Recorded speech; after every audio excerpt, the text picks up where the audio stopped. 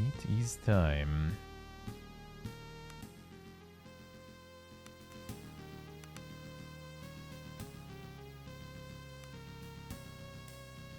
CRT filter even. That's done. There it is. And we like it with CRT here. Classic console, fancy lighting.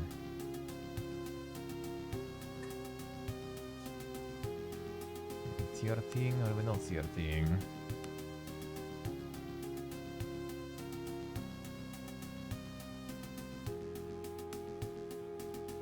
Or is it too dank? Or is it too dank? The nice CRT filter indeed, eh?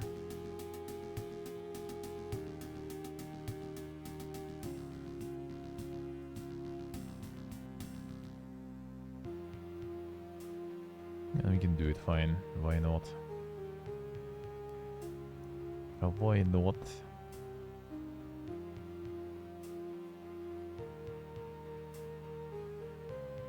Oh, we can try at least. Alright, let's go. Visual style. Default is recommended. It can also be customized in setting the menu. Alright, CRT active. I'll see still. Description color, description font. Alright, let's just keep the default as it says. Welcome to character creation. Set picking difficulty for your playthrough. Difficulty can be changed during play. Lewis. Well, I mean, in a way, I guess. In a way, I guess. So what does this do? I'm probably gonna go normal. I'm not sure. Not sure if the super hard will be that crazy. Combat forgiving, there should be little need to optimize character builds. Normal. Game's intended difficulty setting. Alright. Very limited artificial smoothing of certain dice rolls. Nice. Horde. Tended to offer the player a challenge without feeling unfair. Dice rolls slightly weighed in the opponent's favor, making them more deadly. Oh man, the RNG. Nope. Enemy rerolls. 3 rerolls for enemy. Attribute reroll 0. So basically, enemy gets more better RNG sword and more chances. You less. Nah, I'll just go normal this way. Select. Select a class for your character. Classes define character's role in the party by adding certain exclusive abilities. Let's see.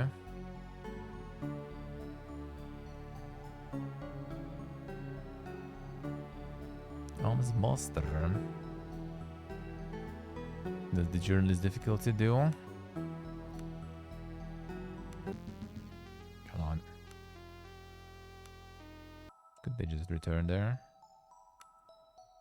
Got narrative. Enemy rerolls -1. How does that work? Minimum of focus on combat and grinding. Miss Mudening. I'll see you. I'm gonna be like missing that much, I guess. Alright, player and a bunch of rerolls. Basically, you're just kind of like all difficulties built around like the dice throw. It seems like. Oh, and this you can actually kind of go. Oh, no income. Like this is what I was like we were talking about not long ago. Just make some of these things kind of like, you know, as options for people. No trash mobs even. Trash mob encounter on the overland map. If you don't like the grind. Nor food, does not need to consume food. Main PC can never die in combat and be too dank.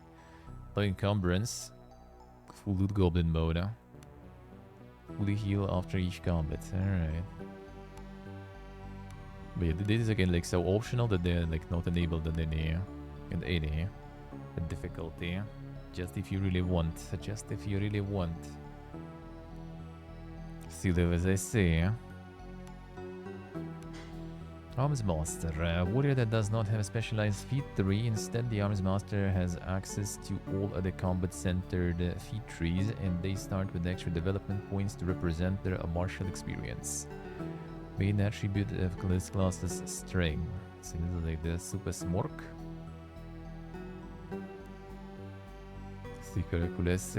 May use any armor, may use all weapons of type blade, axe, club, and bow. A bottle bagus.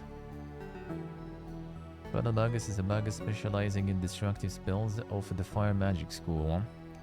Unlike other magi, they also get access to a few basic combat-related feats and may wear light armor. Okay, so this kind of combat mage. Main attribute for this class is intellect. Alright. Light armor, light weapons, blade, club, and bow. Champion. Archetype cleric. Champion is a cleric who excels in the use of blades and armor while still having limited divine spellcasting abilities. Main attribute is presence. May use any armor, may use all weapons of type blade and club. It's kind of like paladin sword, I guess. Guild Magus. Spellcaster can develop all the different arcane spell schools fully, and this comes at the cost of having absolutely no combat-related feats. Main attribute is intellect. This is a wizard. May not wear armor, may not use weapons. Okay. May use light weapons of type blind, club, and bow, but I guess you can't really do anything with those weapons. I feel like it's gonna be like pain in the beginning, though. Hierophant. Cleric. Can develop all the different divine spell schools fully. Comes at the cost of having absolutely no combat. Okay, is the Giga Healer, Giga Mage, and Giga Healer. Hospitaler. A cleric who serves as a frontline healer, well-armed dog. That's paladin, I guess. Stand their ground against overwhelming foes, also getting access to the highest tiers of the Body Magic School. And more presence here. This one was also presence, right? Yeah. Officer.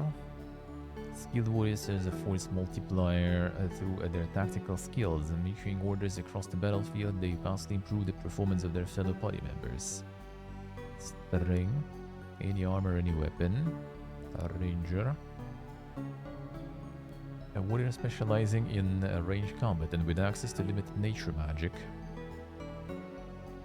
Use any armor, use all weapons of type blade, axe, club, and bow. Thief. A rogue uses stealth to set up devastating backstab attacks. Agility.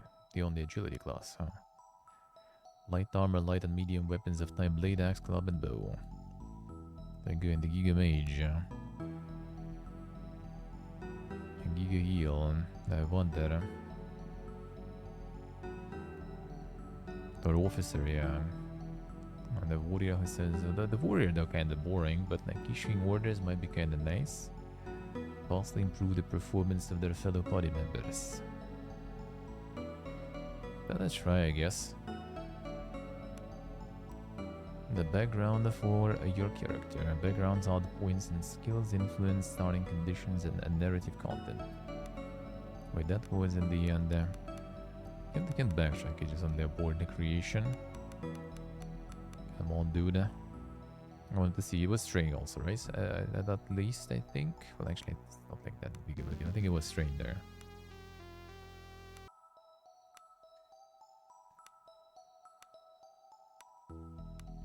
Yeah, it was just strained, alright. Nothing special. In connection with divine that goes far deeper than most, whether legitimate or not, you're always ready to dispense holy wisdom, be it imperial gospel or the profane ramblings of the heretic.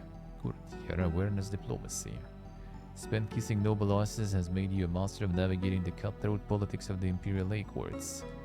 Criminal. Stealth and thievery. Esteemed member of the Empire's teeming underworld, a special knack for getting in and out of places you shouldn't be. Ex-legionary. Carrying bonus, there it is.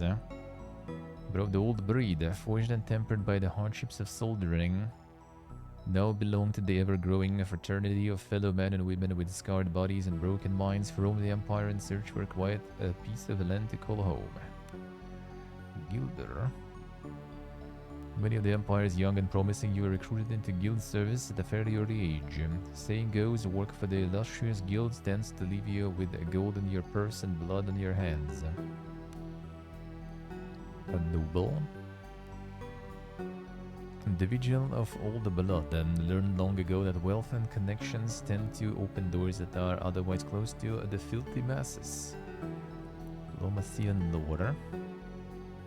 The call of the mother of maelstroms in salt water now runs in your veins, and on the deck of a gilder, a caravel, or manning the sails of a meager fishing sloop, you feel most at home when you are at sea. Athletics and crafting. Sell sword. Once mighty legions of the Empire in decline, this is the age of sell swords and mercenaries. No shortage of those willing to pay professionals to wreak violence on others, and you are very good at your job. 3 vitality then, +3 even. To initiative, alright. Spending your formative years fending for yourself on the hard streets of the Empire's sprawling cities has left you with a preternatural instinct for surviving. No crime is too petty, no meat too mysterious. Thug. Punch first, ask questions later. Perfected noble art of solving problems with brute force. Club damage bonus. Vagabond. Spend most of your teenage years on the road. You are a free spirit with no allegiance to any one person or place. Drifting from place to place, you go where there is work, food, and a warm bed to be had. Crafting and survival. The Sierti Bulge.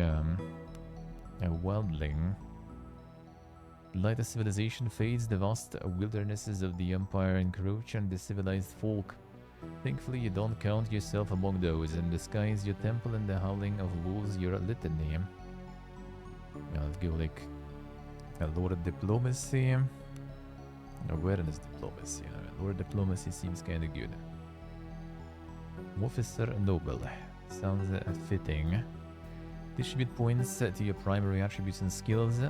These go a long way towards defining your character mechanically. So I need a lot of Smorkin. It shows the main, I guess. Alright, main attribute, yeah. Athletics, melee damage, melee to hit. My character's brawn and physical power. Attunement. Describes the character's magical energy and determines how many spells can be cast. Attunement reveals fully when the character rests in the camp. Note that different classes use different root abilities for attunement. Let's see. This amount of abilities there. That gives a bunch. How many spell can be cast? So strength for the spell cast. Interesting. Read and react to surrounding environment and people. Awareness, diplomacy, healing and willpower. Crafting and lore. Vitality, wounds, survival, toughness. Stealth, thievery, crit chance, initiative, range to hit and dodge. Though you still needed like a ranger, strength. Well, I guess that's kind of weird. And like if you make ranger as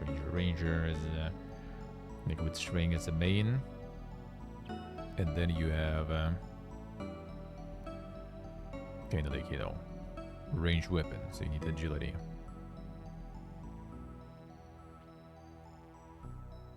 They're all Furies, one letter away from a disaster. The thing is, I'm part of their creator collective actually, and it's called the Fellowship of the Furies. So yeah, if it would be one more letter indeed, then that would be interesting one.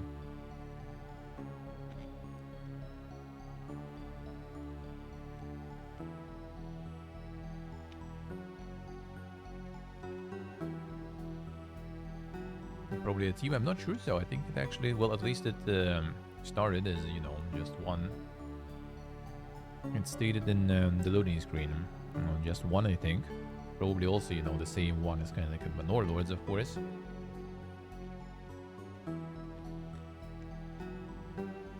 But does seem like one. Jump, climb, swim, and sprint. Okay, so it's for different like checks pretty much. Notice small details. Creating items, crafting stations, diplomacy, use to lie, bargain, sway others, negotiations, influence prices at merchants. Alright. So we need presence for that. Healing. In camp to increase the rate of wound recovery of wounded characters. Amount of vitality regained from healing potions used in dialogue tests when dealing with medical issues and such. General knowledge skill. Adventuring particular determines if NPCs notice the party as it moves around them. Encumbrance from armor and footwear. Oh, so the more stuff you get, the less of a stealth you get, I guess. Alright. Forage for food, navigate difficult overland terrain. Determines character's general knowledge of nature.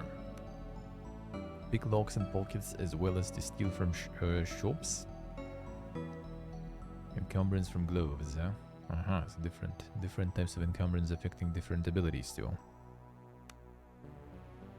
Amount of damage character can take before becoming seriously wounded. Far easily regained through the use of consumable items and spells. Wounds a serious injury to the character. Wounds are much harder to recover from for characters typically requiring bed rest. Serious injury. So how does it work with stats though? Wounds 7. Attunement was this. Yeah, the spell usage, crit chance, kind of obvious. Initiative, who goes first in combat, melee damage. Melee damage range based on the character's strength. Melee to hit chance. Determines hit chance. Range hit chance. Do it again. Ability to avoid incoming attacks. Other reflex based dangers. How hard character to hit. Encumbrance from armor. Toughness. Withstand adverse physical effects such as disease and poison. Character's ability to withstand mind-affecting conditions, those caused by spells. So for diplomacy, we will need some of this stuff. Awareness, diplomacy, healing, and willpower.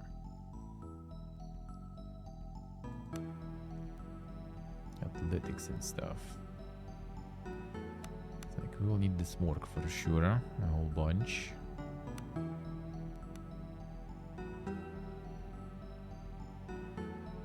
Some presence. For the diplomacy and stuff. Lore goes from int, right? Crafting and lore. Not sure about this one, really. Doubt it will need it much. Maybe I shouldn't actually go for...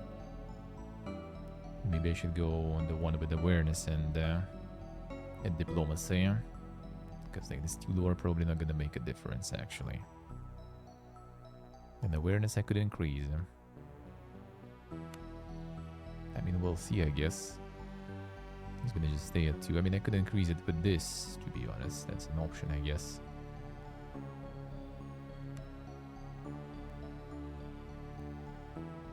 A whole bunch of attunement there.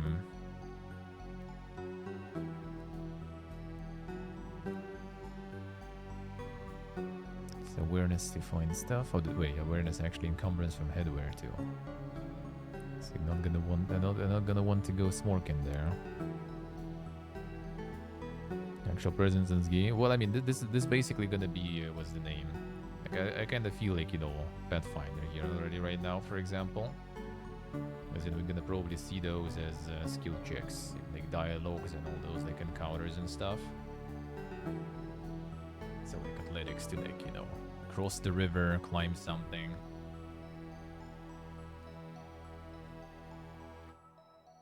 Maybe one lore check an entire game. Yeah, that you never know. That you never know. I kind of doubt it though.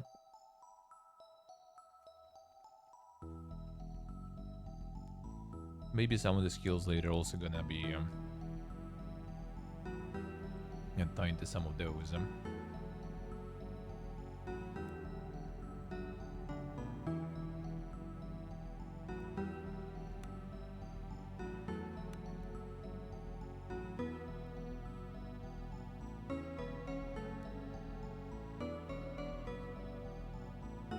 We're gonna get a bunch more strain though, so athletics we kind of will get.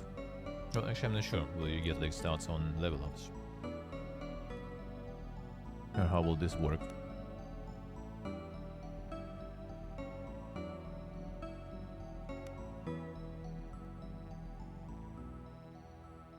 Athletics also encumbrance from armor. So basically playing with some heavy armor and stuff becoming a bit problematic then, I guess. I'm gonna have some issues with them, with all the skill checks if you armor them.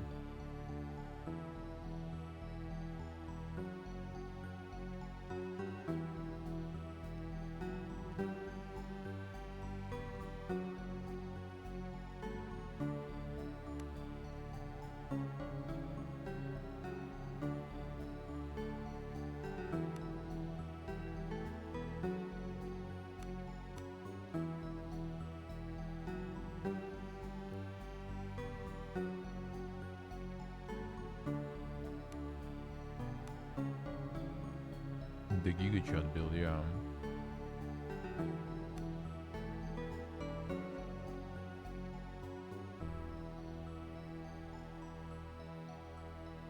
Now, let's see what Officer has. Maybe I'm not gonna be super happy with Officer.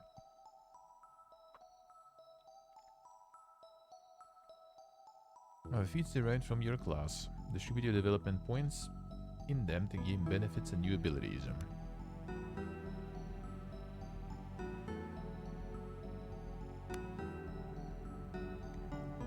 Leadership initiate. Increase diplomacy.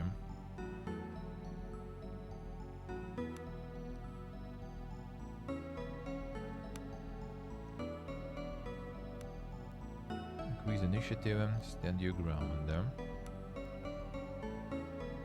Maneuver 2 turns. Time used 3. Targets allies. AoE all allies. Targets all allies on the battlefield. Odds condition defending.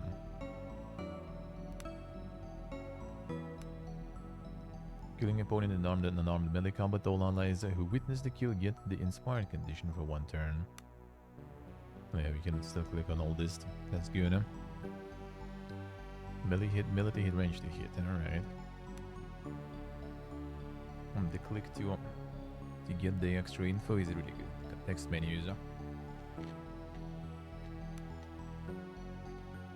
Alright, so we get a lot of diplomacy this guy. I wonder if I'll need that much. All allies on the battlefield, odds conditions, lesser haste inspired. Plus 3 movement. It seems kinda nice.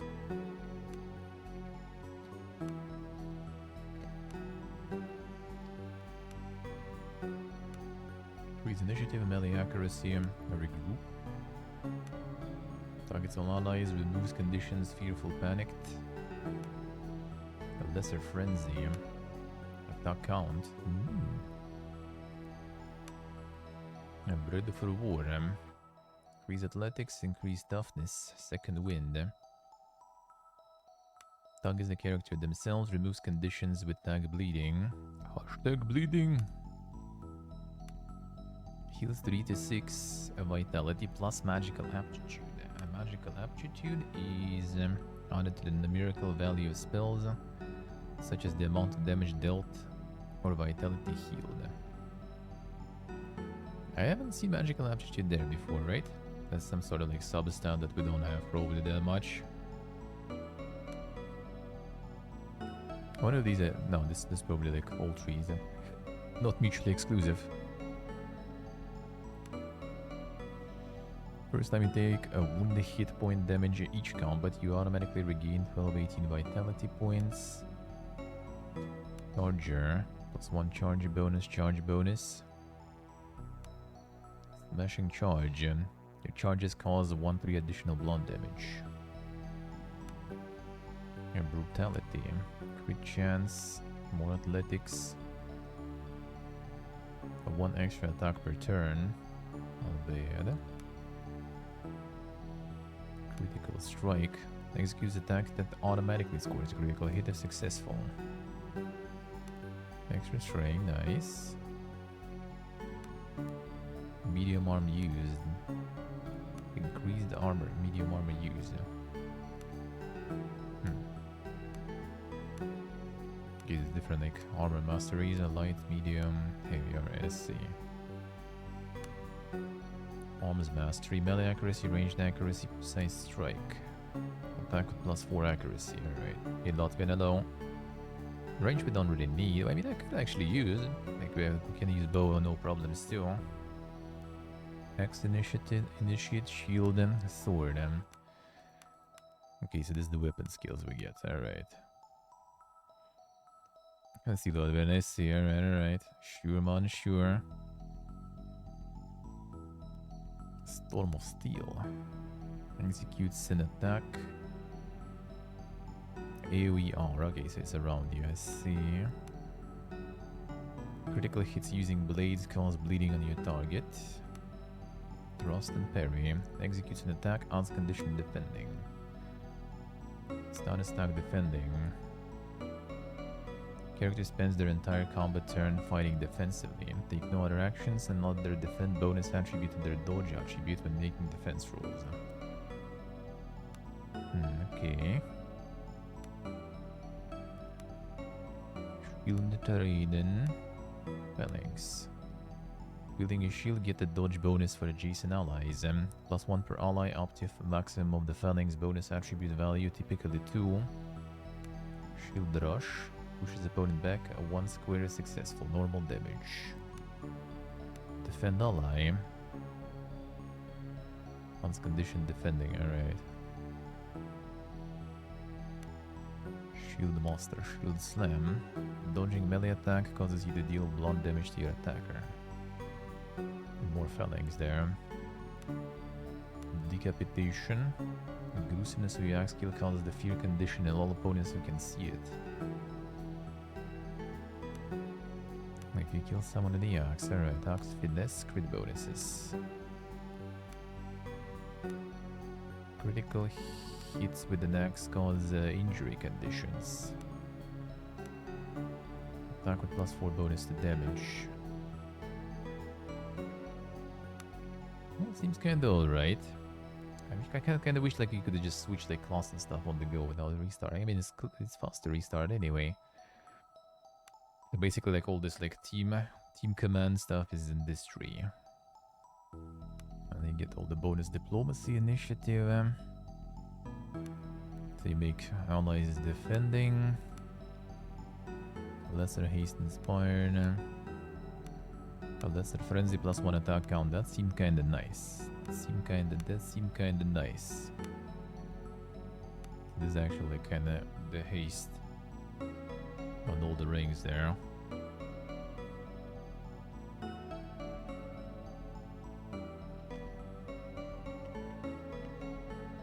Let's see who is here.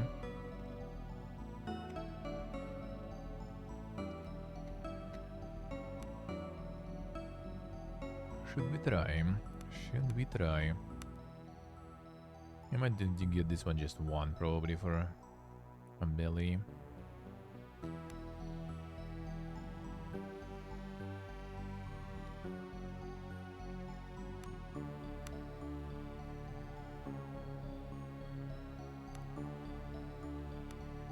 Inspired condition is kinda nice though.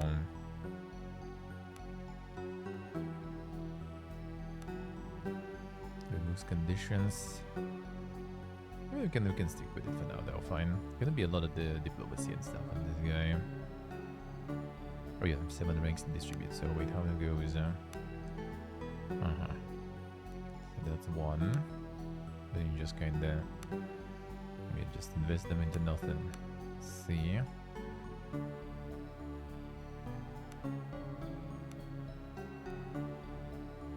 Okay, this is level 5 yet. Alright, let's see how it goes.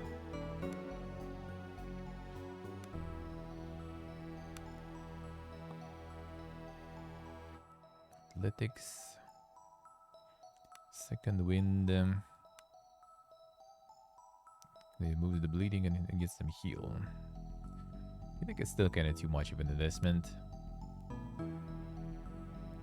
Charge. Strength crit. Toughness, not today was here. They're healing instead of taking the wounds damage. So should we try axe or shield? Axe accuracy. Axe shield kinda little seems kinda little more interesting though. What's the AoE though around you? The aura AoE. This one has some passives, and some crit bonuses. Critical hits causes injury conditions, crit bonus too. Thing is, like, I don't really have the stats that give me the crit chance that much.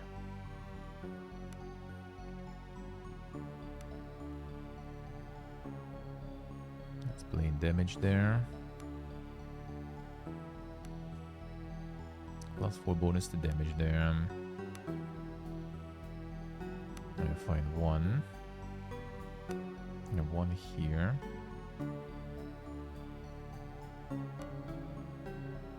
Axi accuracy. Blade accuracy, blade damage. Attack enhanced condition defending. So there's gonna be a little kind of more tanky there.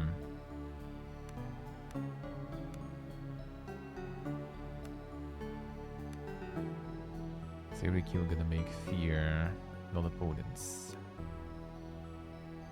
So we can go Smork. You know what? Fine. And the Smork officer then. Maybe some charge then even.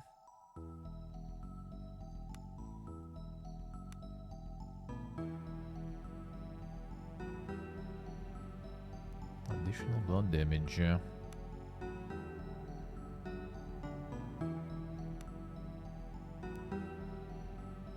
These are level 5 then. A ranged accuracy, I can about once too precise strike. I guess not really. So we just bump more into Ox. Like 1 toughness, I guess. So yeah, sure. Increase athletics. Increase toughness. This at level 5, alright, charger. I feel like one rank is kinda good to invest into things. You just kinda get like cheap easy bonuses. Except this is like shield and blade, I don't really need that. And then try to go for some world swings. Or maybe some of these later.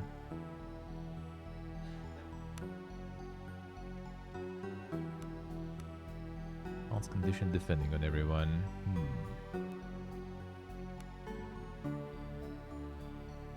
I think just like smorking with the axe will be nice. Trying to kill stuff as fast as possible so we can get that that fear on everyone. And more crits also so we can get and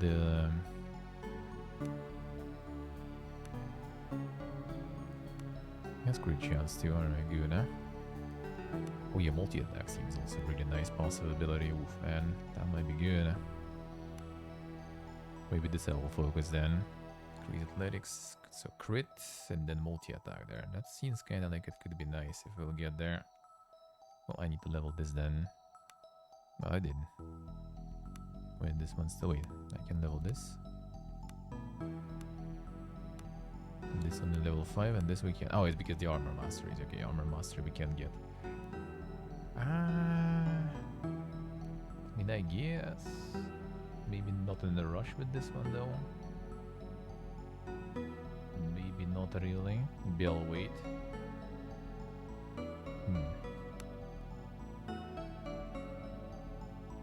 Looks mega old, eh? Only released when day before yesterday. Basically, pretty much.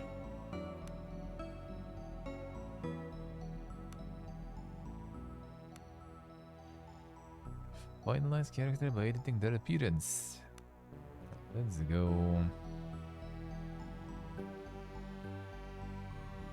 Alright, purely cosmetic changes. Portrait.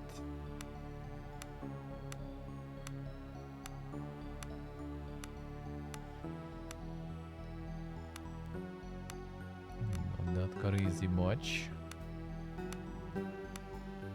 Can make some giga hobos there, dude, huh? Yeah, fine, I'll go with this one. Oh, actually, wait a second. Yeah, we can do this stuff now. Oh, it's hairstyle on the character there. In game. Hair color would be this. Can you see the facial hair there? Yep, son. Don't really have that much of it.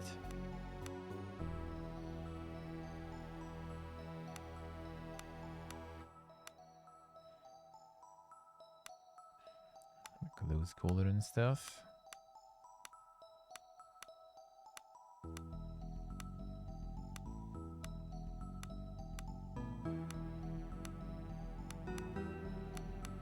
This kind of looks like the best. I think it is a detail and everything.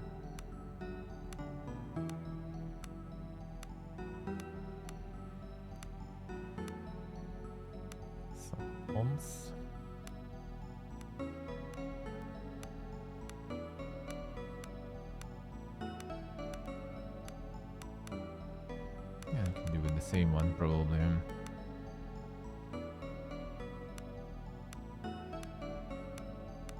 Something for some good contrast. I mean, yellow was kind of nice though.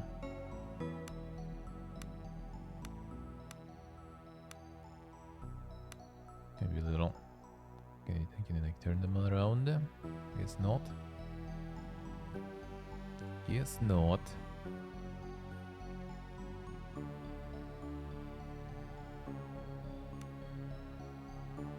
Alright, sure. 10 characters long. You know it. You know it. Officer PPG time. Prologue. The white dark raging seas of the Isles, and the lone caravel struggles against the winds and waves towards the accursed island of Hydra.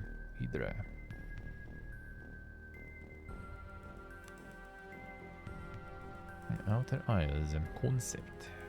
Northeasterly archipelago that serves as a midway point between the Gallian Empire and its colonies, and main port is located on the island of Hydra. A main island of the Outer Isles, main settlement is at the port of Hoden. The bone creaking timbers, the tang of preserved fish, your eyes slowly adjust the darkness of the ship's dimly lit hold. Suddenly something strikes the hull and the ship rocks violently. Heart begins to pound and the feeling of unease grows in your stomach. Arouse yourself from a deep meditation. I'm well rested and ready to go. Your feet and become aware of agitated voices shouting up on deck. Something is not right. Should make your way up to the top and get a bearing on the situation. Let's see. The WASD. Shift.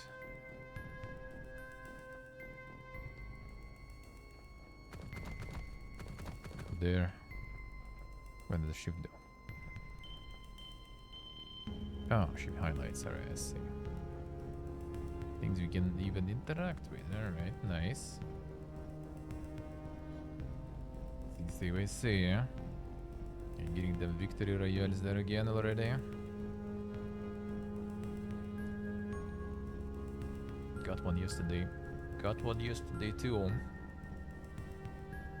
Feels good, man. The Pig Gaming.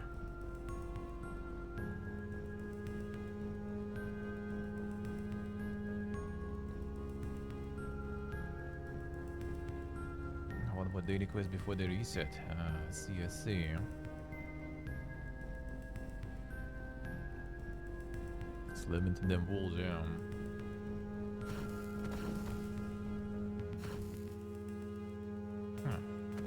Not that it's just slamming that wall.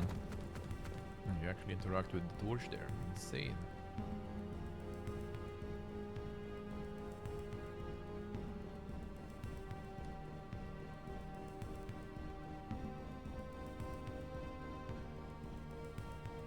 I'm gonna get some food gain real quick.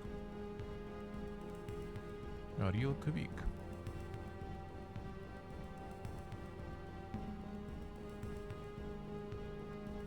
Yeah, I like the CRT filter actually.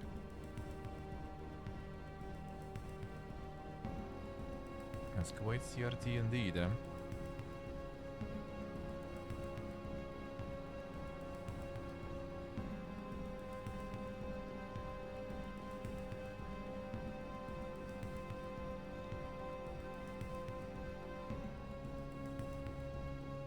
Video. Fortnite. Why not? Why not? I think the car is with guns now, and it has power armor from Fallout.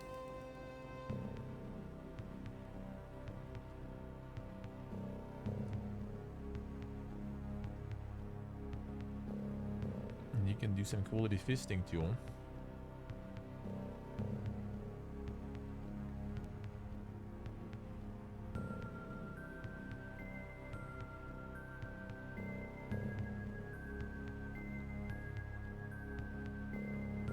Display movement better too, must I see.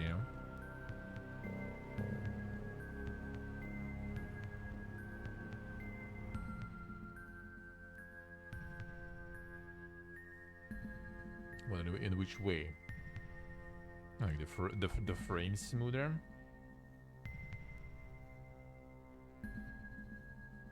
Probably not something that, you know, the filter can imitate well, though.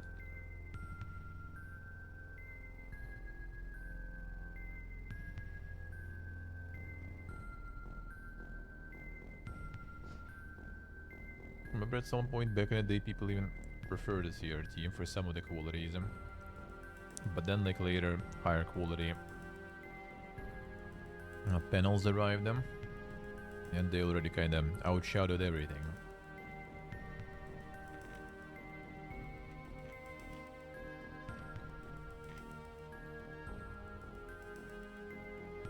I think it's some, like, insane, like, art and color designs and stuff. People were using it for a while. Like my dad's wife, working in, like, how you even call it? She's kind of like the color corrector, I guess, or something. The agency that was doing like odds for McDonald's and stuff back in the day, before McDonald's pieced out. And some other companies. They were using CRTs, I think, for a while.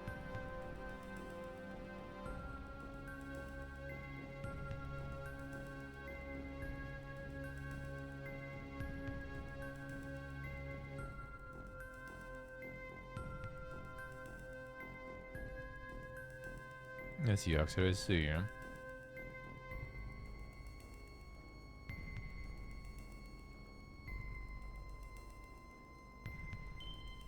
I'm not gonna notice that.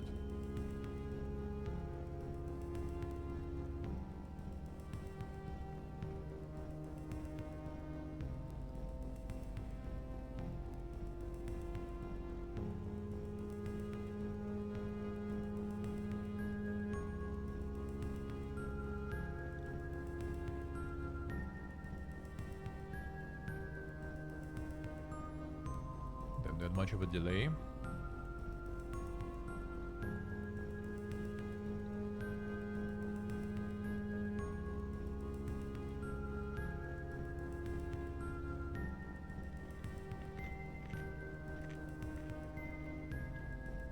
And we're that slow.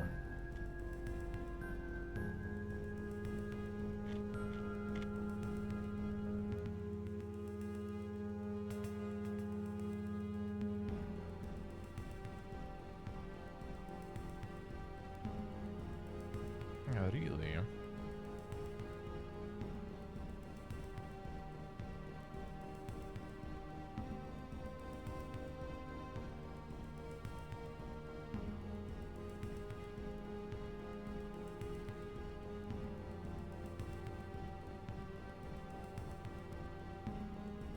Yeah, Max are here single-handedly and destroying all the gaming peripherals.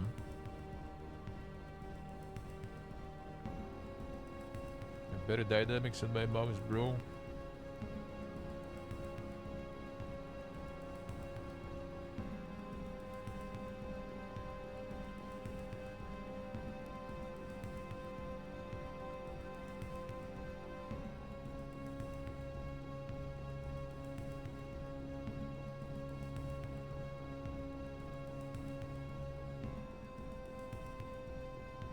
Yeah, they're much. Well, I mean, I do think with modern, like, panels, it's already not that noticeable, though.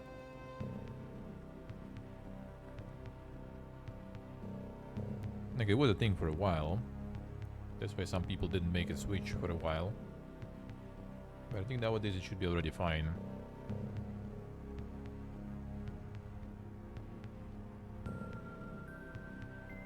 I think so, but not sure.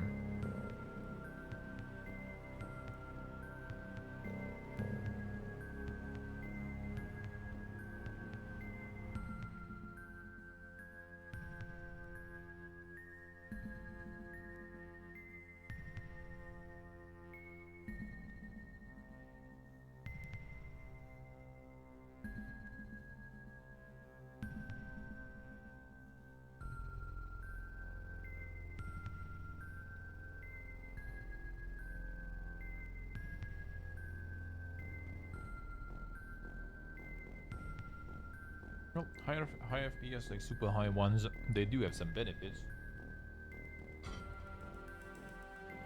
that lie below, or behind rather, just, you know, your visual perception.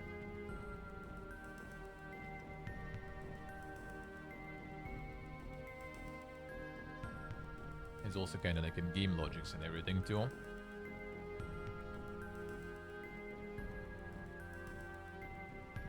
Like, it does help.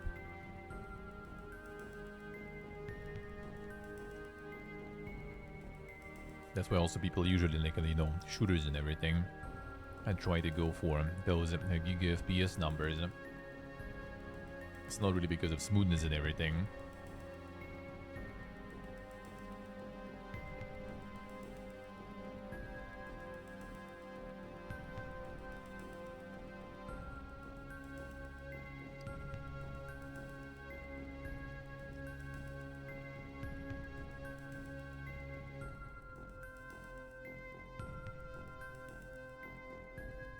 Static instead of blurred in motion. Oh yeah, because I can redo all the picture, sorta. Oh, it feels good.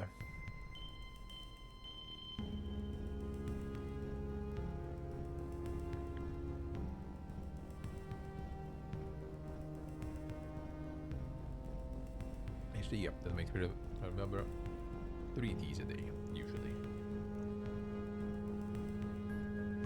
Not 2. Forgot about this one.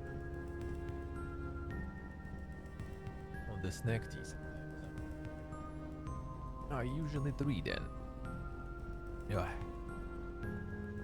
I think it's the same, basically English breakfast or Samuel Gay. I still have the supply. Like my grandma sent me there to Armenia, like a bunch of like packs of tea. She got like gifted the bunch, and she doesn't really drink it much. Well, she doesn't drink like the leaves, you know. She just uses bags, so she just like sent a bunch to me, to us, and we're still using it, still drinking it. Yeah, I did. So we still do have a bunch of that. Anything good announced in State of Play? Nope, not really. You can tell that State of Play was kind of dog shit because all the people are excited about the Astrobot stuff. That's pretty much it.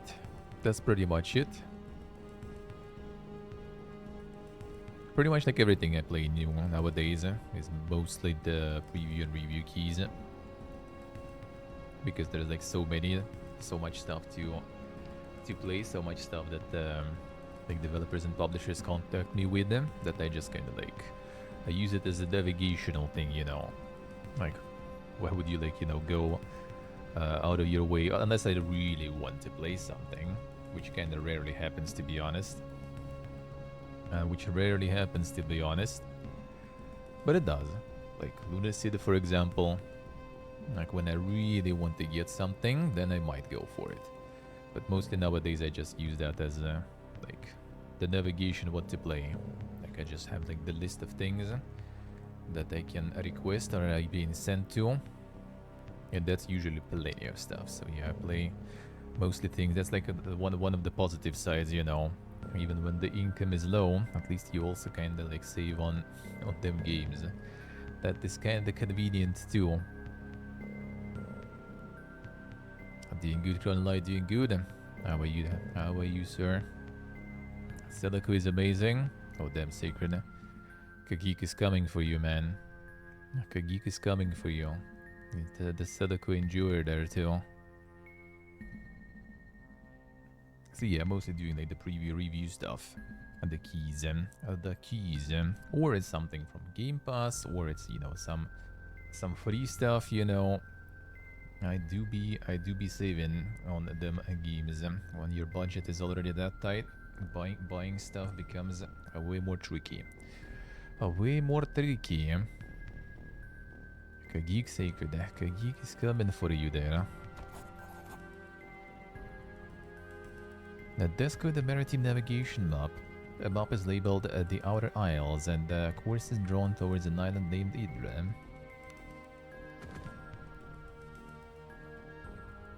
Interactables. Mousing over interactable object will make a yellow outline appear. Left mouse to interact, right mouse to examine.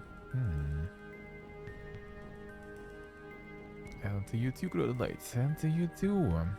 Hold down shift, highlight all interactable objects. Alright.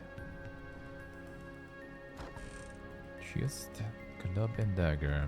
No, nothing I have.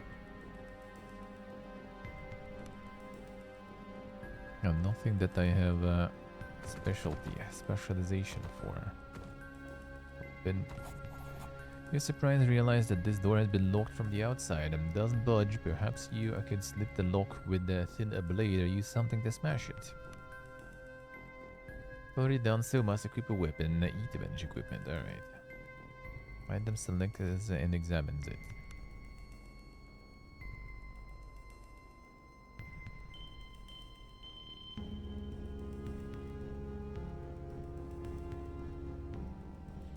Harmonica is Huxer. Harmonica is...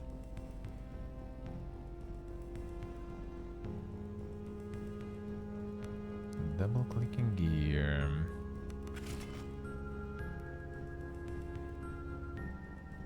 That's the goal then. Use the dagger. Take dagger through a gap in the door and lift the bar that was locking you in. Door begins to click open. As the door swings open, you can now clearly make out cries from the deck above. I should make haste. Loot. Damn, that's a lot of loot there. Picked up some items. Alright, so we equip logs though. Shred sword though. Leatherman.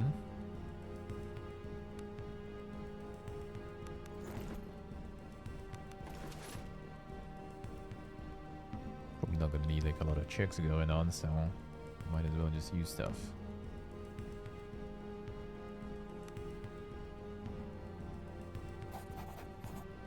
Stop dead as you narrowly avoid stepping in a rust-red puddle, and stench of blood fills your nostrils, and as you look around in the dim light of the hold, you realize someone or something fought for their life here. Same moment the thought hits you, a hiss sounds from the shadows. Squint towards the shadows as a hunched, feral-looking form slowly slinks forwards. Tiny, disgustingly human-like hands, yellow fangs, and a grotesquely dexterous pink tail leaves no doubt of the creature's rodent nature. It emerges from the shadows, it becomes abundantly clear that what may have started life as a common shipwreck has now grown into something that has no right to exist. Second hiss sound behind you, and the abominations lunge at you. Harmonica is...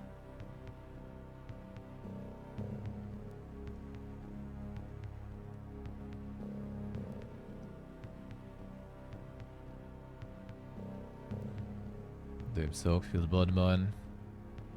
Feels bad.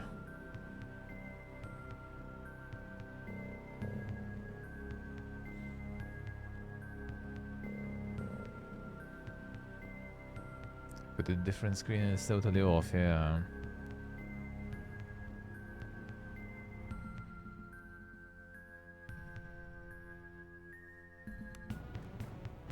Common characters act in order of initiative, and view the initiative order by using initiative widget on the left side of the screen. Sure.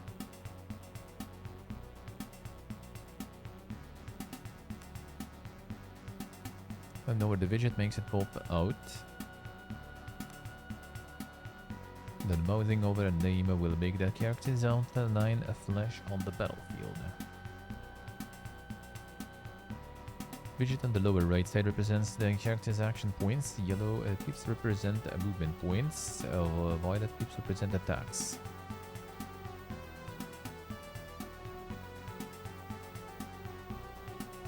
Ability, that's good though. That is good. Move a number of tiles, each combat equal to your movement point and attacks. Spending attacks to move means you won't be able to attack that turn. Is a good way of moving extra far. Forming an attack will clear out all remaining movement points. Attacking will end the character's turn in most cases. Let's see.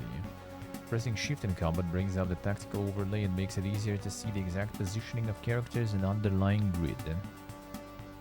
Settings menu can toggle tactical overlay to be always on during the player's turn. Auction is coming. So this is where we can move.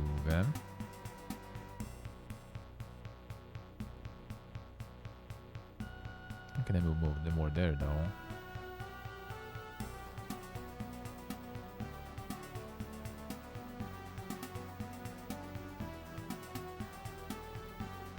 Oh, is it deploying? Oh, I see, we're not even moving yet. We're just deploying. Okay, initiative, I'm first, so... Are we going for the red gear?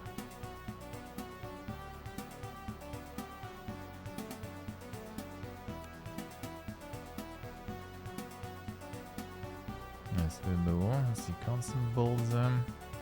Last turn and defend. Currently active inventory action until end of turn. Combat log, repeat last action. No spells available, perform attack. Critical hit here, man. Did you miss me there? Pig ready. A rabbit red, I misses Pig. Feels good, man.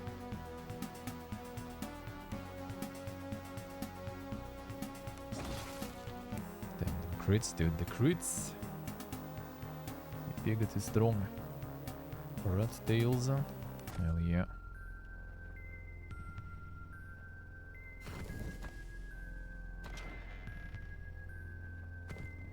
Picked up lantern.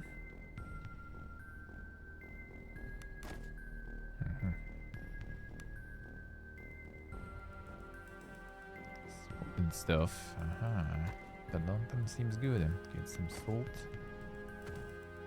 Potion of cure disease. Let me spot some more stuff with the lantern now. Oh, there's a crate of potatoes. Damn, son, I didn't even notice that.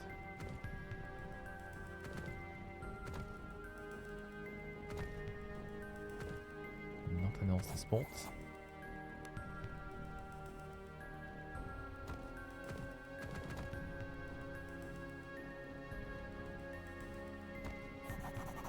Emerge onto the ship's lower deck. As your eyes adjust to the darkness, you become aware of a hulking figure standing in the shadows.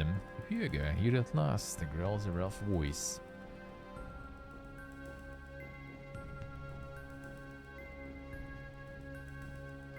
Who's there? It's Roland, then. The times have you been?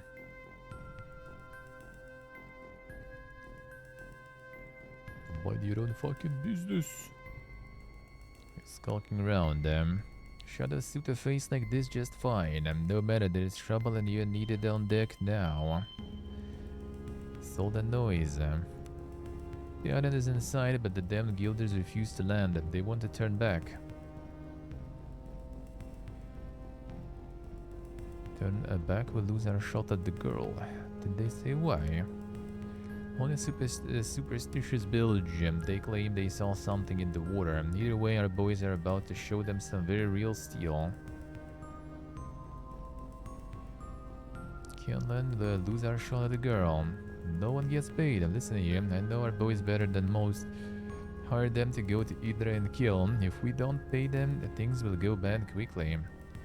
But the sailors are bloody terrified. They claim something is hunting us. Let's go for all the good it will do. And there's a few sailors up ahead, rattled as a pair of rabbits. So we pause them. Now 2 doors ahead, and take the left and we should be able to sneak past them without any trouble. Nothing else, and just get off this bloody boat. Shooting for you to take the lead and roll in the falls behind you. From above, agitated shouts can be heard. But a new character, your party, press Q in the character portraits to swap the party leader. Current leader's attributes are used for tests outside combat, such as for awareness or stealth. Ah, okay, so he doesn't take like your account, your like group, it takes only the leader. Familiarize yourself with the attributes and abilities of your party members and have the right character take the lead depending on the circumstances. Okay, so this guy's going to stealth mode probably. New member joins your party, they level up to your current level. Because of this, we now see a level up icon on your new party member's portrait. This icon will show up whenever a character is ready to level up. Tom Gargoyle, hello. He's awesome so far. Hell yeah, man, hell yeah.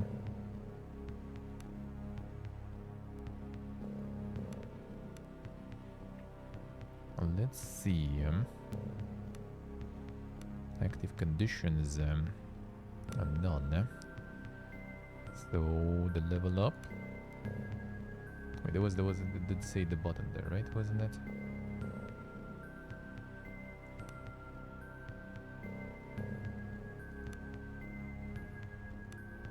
The journal. I'm not kind of supposed to do it this way. Oh, we do have it. Okay, just no attributes, I guess. There's just no attributes, so this level up, I guess not. 11 feast distribute. Arms master, so you're not really like that super stealthy though, right? Well, more stealthy than me at least, that's for sure. Actually, not really, alright. It's a theory though. So arms master has like all the weapons, I guess. Two-handed, yeah, sword. What do you have there actually right now? Two-hander, I see.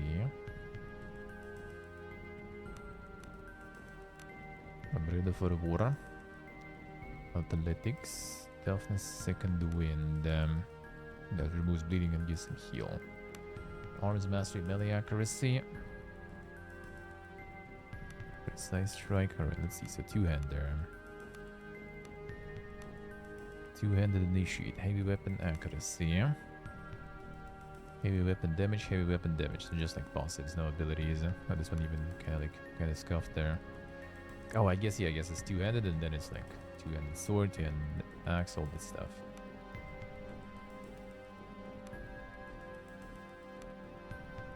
Crit hits, cause bleeding. Does the AoE around. This could be kind of nice, I guess, for two-handed.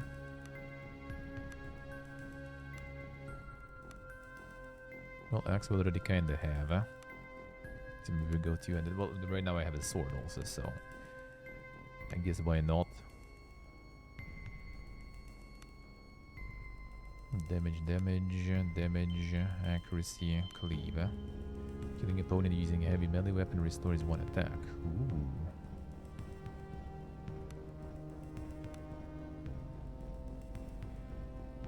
That seems kind of nice.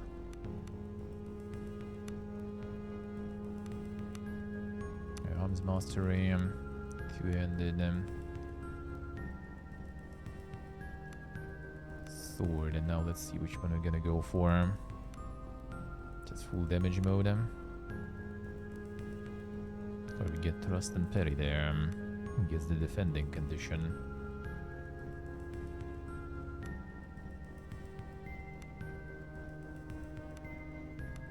Damage accuracy. This is pure damage, and this actually also damage and trust. And you know what? Let's go with this one. Fine. Oh, except maybe I want some points in these two. Increase in athletics. They're the same as I have, right? Sorta. Charger, yeah. So there will be a multi-attack also. Yeah, there it is. This will be nice. So we do want the charger. Toughness, I guess, not too bad.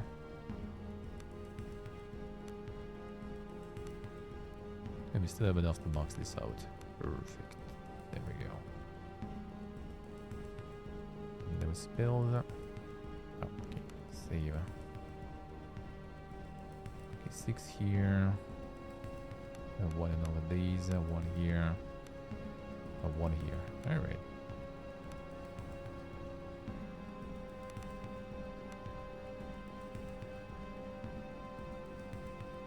Oh yeah, magical aptitude was actually there.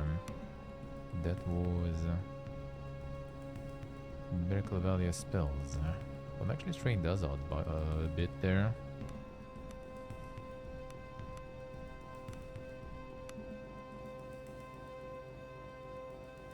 Okay, it doesn't show here though. Just with attunement, I guess. so we got the rust and plating now. Can we kind of like equip it?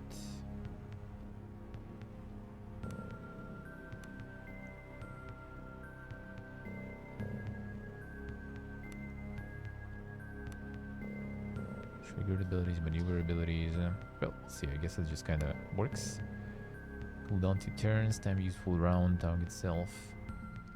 We'll see. Okay, door to the left, you say.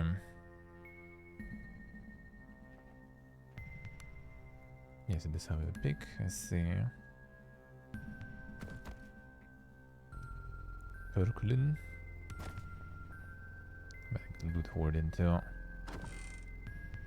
Over cucumbered again. Thief tools.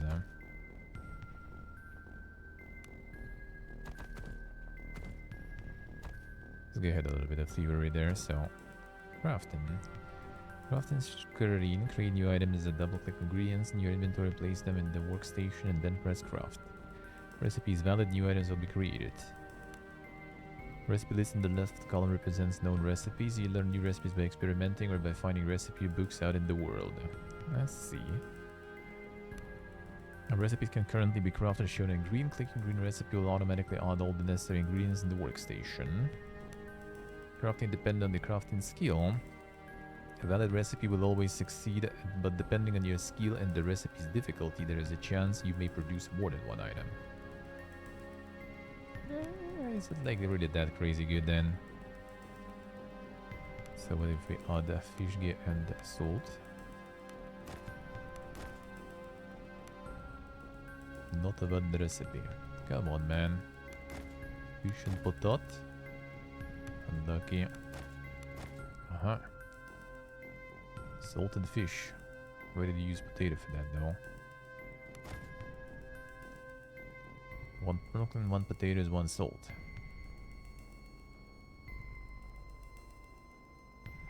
2d6 plus 1 versus a difficulty 10 to produce a larger amount. Let's see. Life injury low. How about you? Oh, same 2d6 plus 1. Fine. Get that salted fish. It's interesting. Why do you need potato for that though? But I guess. Door to the left, you say. It's here. A note scrawled in the crude letters. Kuka cannot stand another meal of salted fish. Has a limit. Let's see, yeah. How long a man can live on salt potatoes and perklin. Take a head or get a dagger in the eye, you cheap bastard. Take heed. That was the recipe. I already learned it. Now this goes down.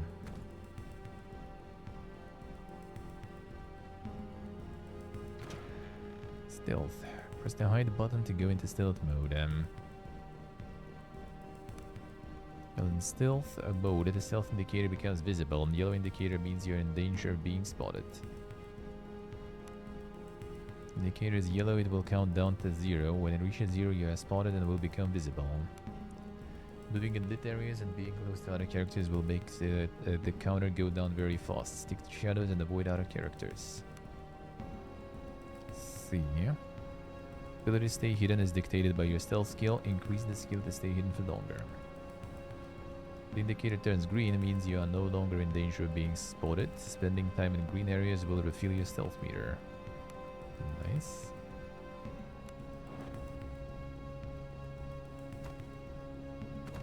Bonkers. Got it though.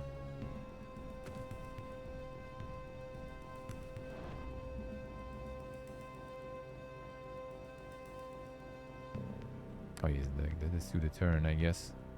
Need to move a bit.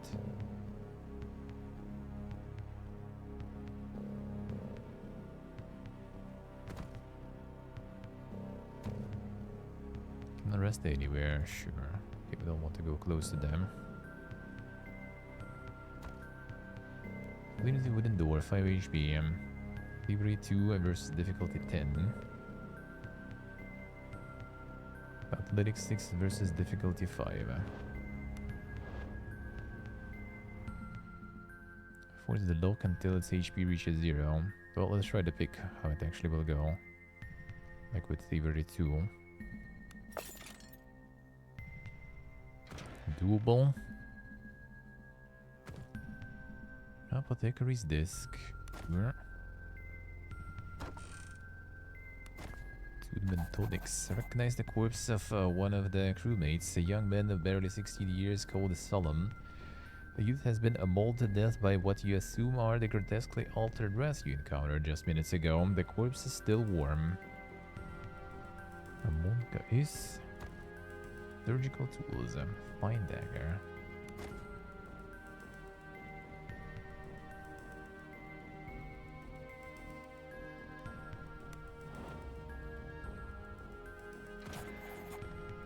Oh no.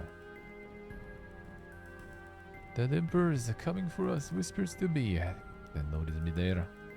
The draws a weapon with shaking hands. Oh man, I can get this one now. Diplomacy versus 10. Calm yourself. Guild sailors. Ah, wrong guy. Unlucky. When Saint Teller terror sailors scream and lunge at you. Come on.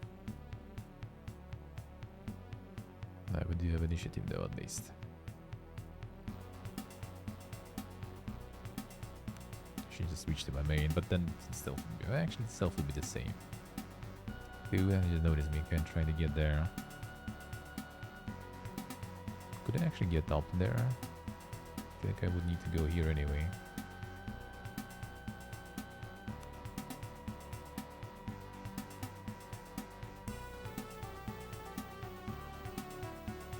I wonder if there is the... It does kind of seem like there is some sort of zone of control, right? No, it's just moving points. Okay.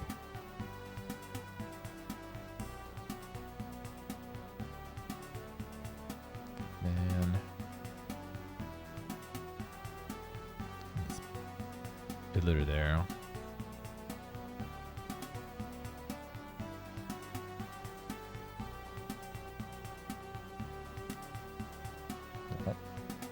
That was disengage. Alright, well, fine. Let's go this way, I guess.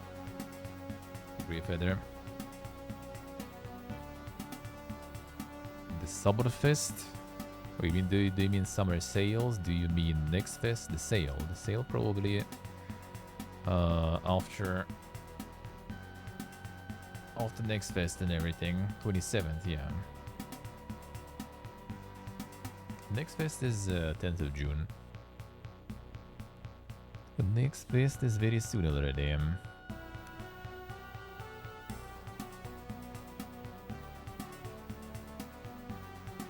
Combat maneuvers we do have now, yeah. Thrust and parry.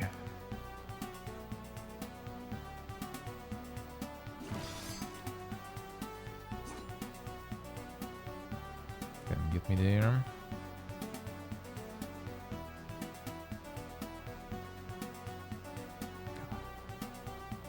Cool down. If I just get him. Oh, he did.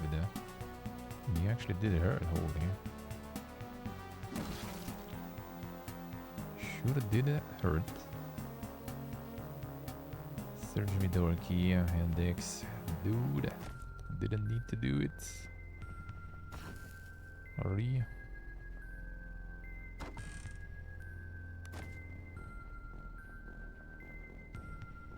Yeah, could just actually not really.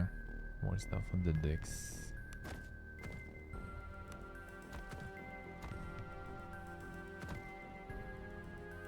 Notice me on this one. Alright, Thievery. Try it again. Unlocked. Master Walk Short Sword. On the axes, man. Where the axes at? Actually, there is one. Yeah, the axe is good. They ain't exactly a two-hander. Maybe I'll get the shield on top then. Yeah, I'm not sure if I have the two-hander mastery. We don't really have. So I guess we go with the shield.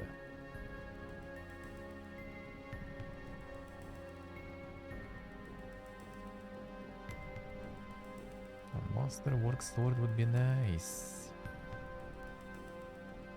I guess we just roll with what we have, huh?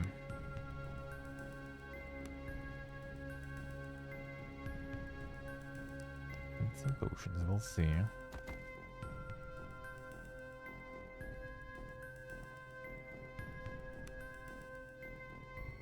Get the light. T to equip.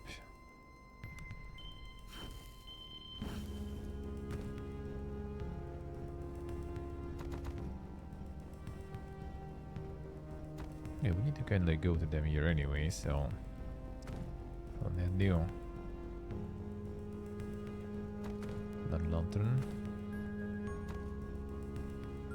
Oh, the new one. And just switch the guy in diplomacy through them. That will be easy.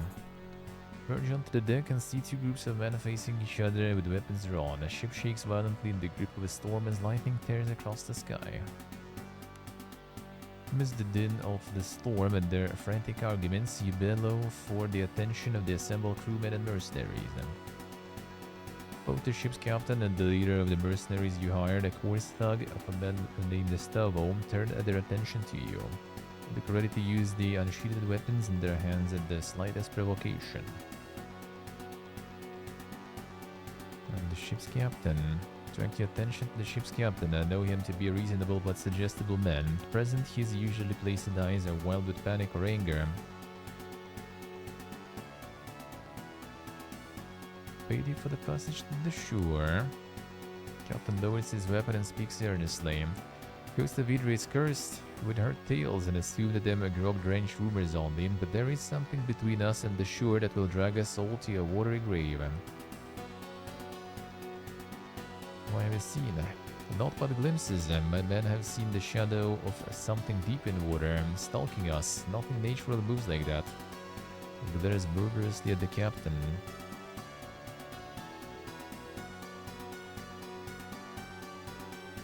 Imagine your deal based on a glimpse. Desperation captain's voice has seasoned sailors with not bulked shadows and need to be alive to rescue this girl you speak of.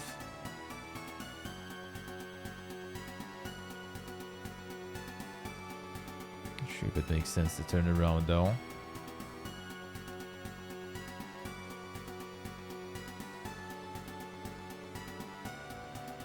You're out of time.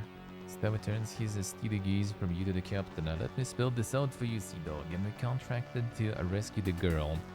But if you don't get us to the shore, we'll gut you for free. Mercenaries you hired all shift their weight in anticipation of making good on that promise.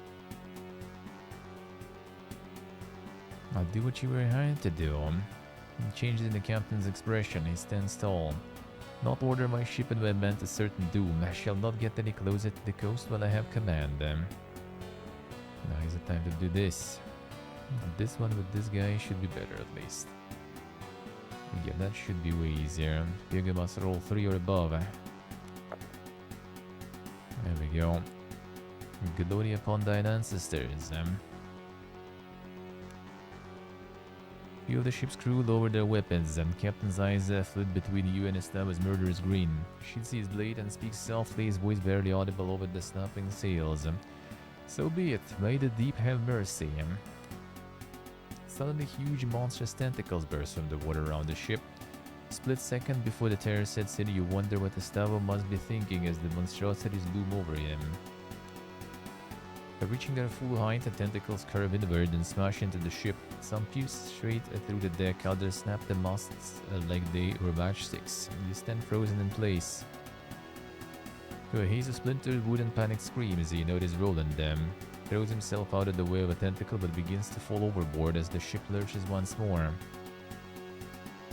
Help Roland. He's already low HP. Might as well get him.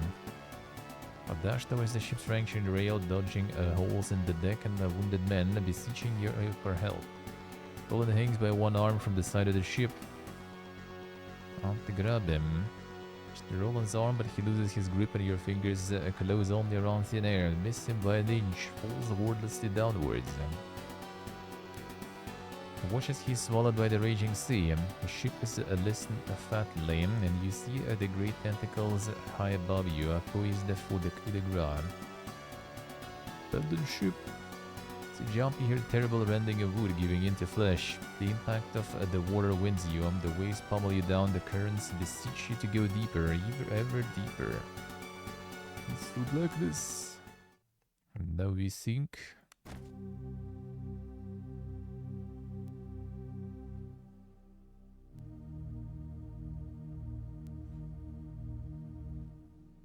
Damn, time to go back 2 weeks earlier. A barren state.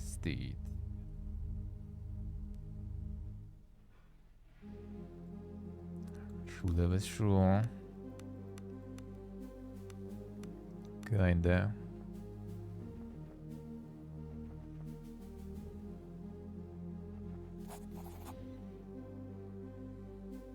A guardsman dressed in the livery of the noble House Baron.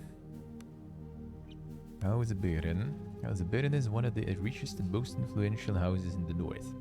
Current head is the Lord Akata Baron. Guard scowls somewhat at you. Housemaster Lyra awaits you at the main entrance. Best talk to her if you've not already done so.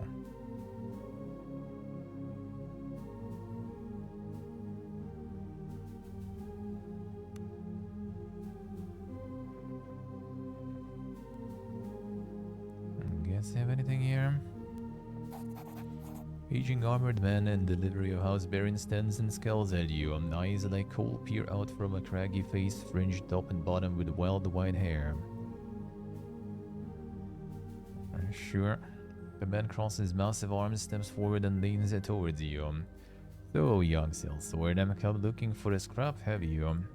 Although his voice is full of gravel, there is now a glint in his eyes, as though the old coals have begun to warm up.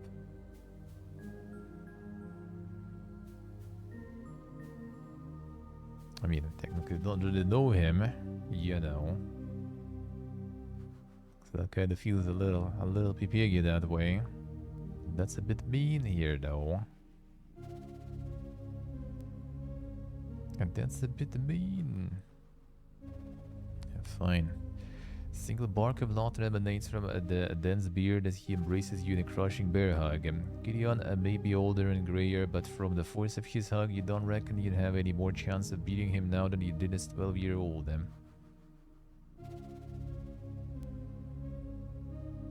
Begin to see some things haven't changed. Gideon stands back and allows you to breathe again before grabbing you by the shoulders. Heard of your father's passing. Truly, he sits with the golden dead now. Tell me, how did he die? Drunk and reeking of his own piss. I'm going full epic mode on this one.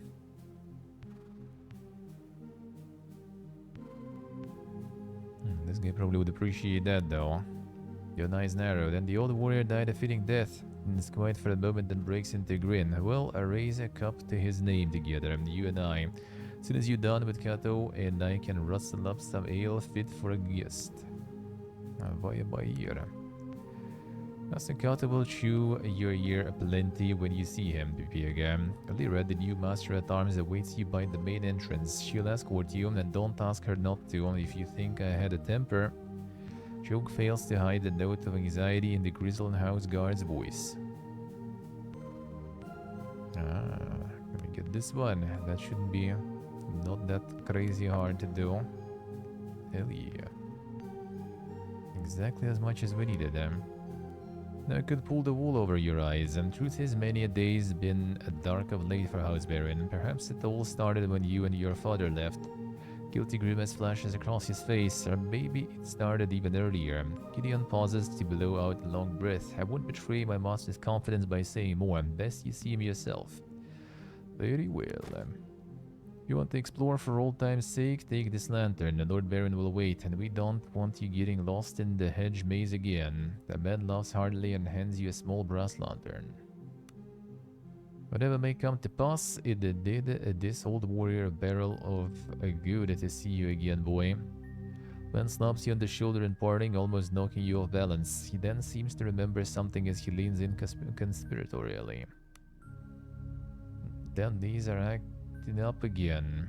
Can hardly sleep on account of the aches. Let me tell you, I'm not taking an arrow in the leg any day. Damn, son. If you're going over to the kitchen later for a bit of grub, a bottle of brandy from the wine cellar would make me a happy man. Dion shifts as if to emphasize his stiff knees. Arrow in the leg. See how it is. At first, don't keep Lyra waiting any longer. Talk to her first, and I'll be here for later. Let's see.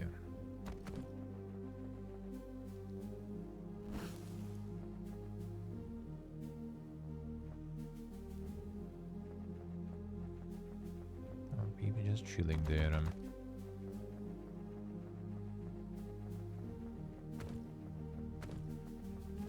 HP low.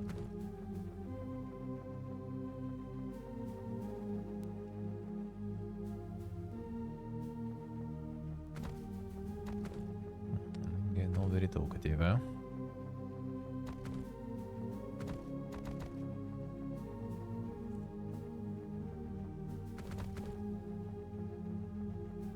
Slash some wolves.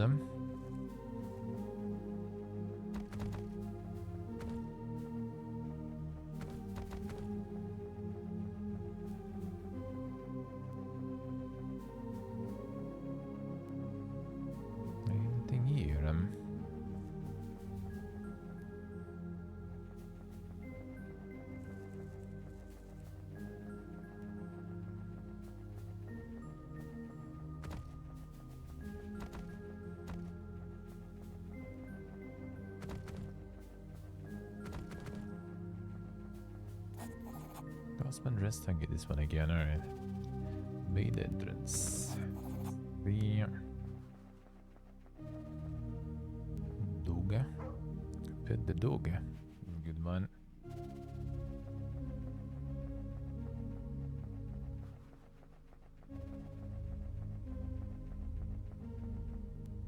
I get the scales. I'm gonna let this out here. On the laptop. No, not anymore. I'll use the laptop to stream. It captures my PC. So I am in the PC now. But laptop is here, still working, still being used. There's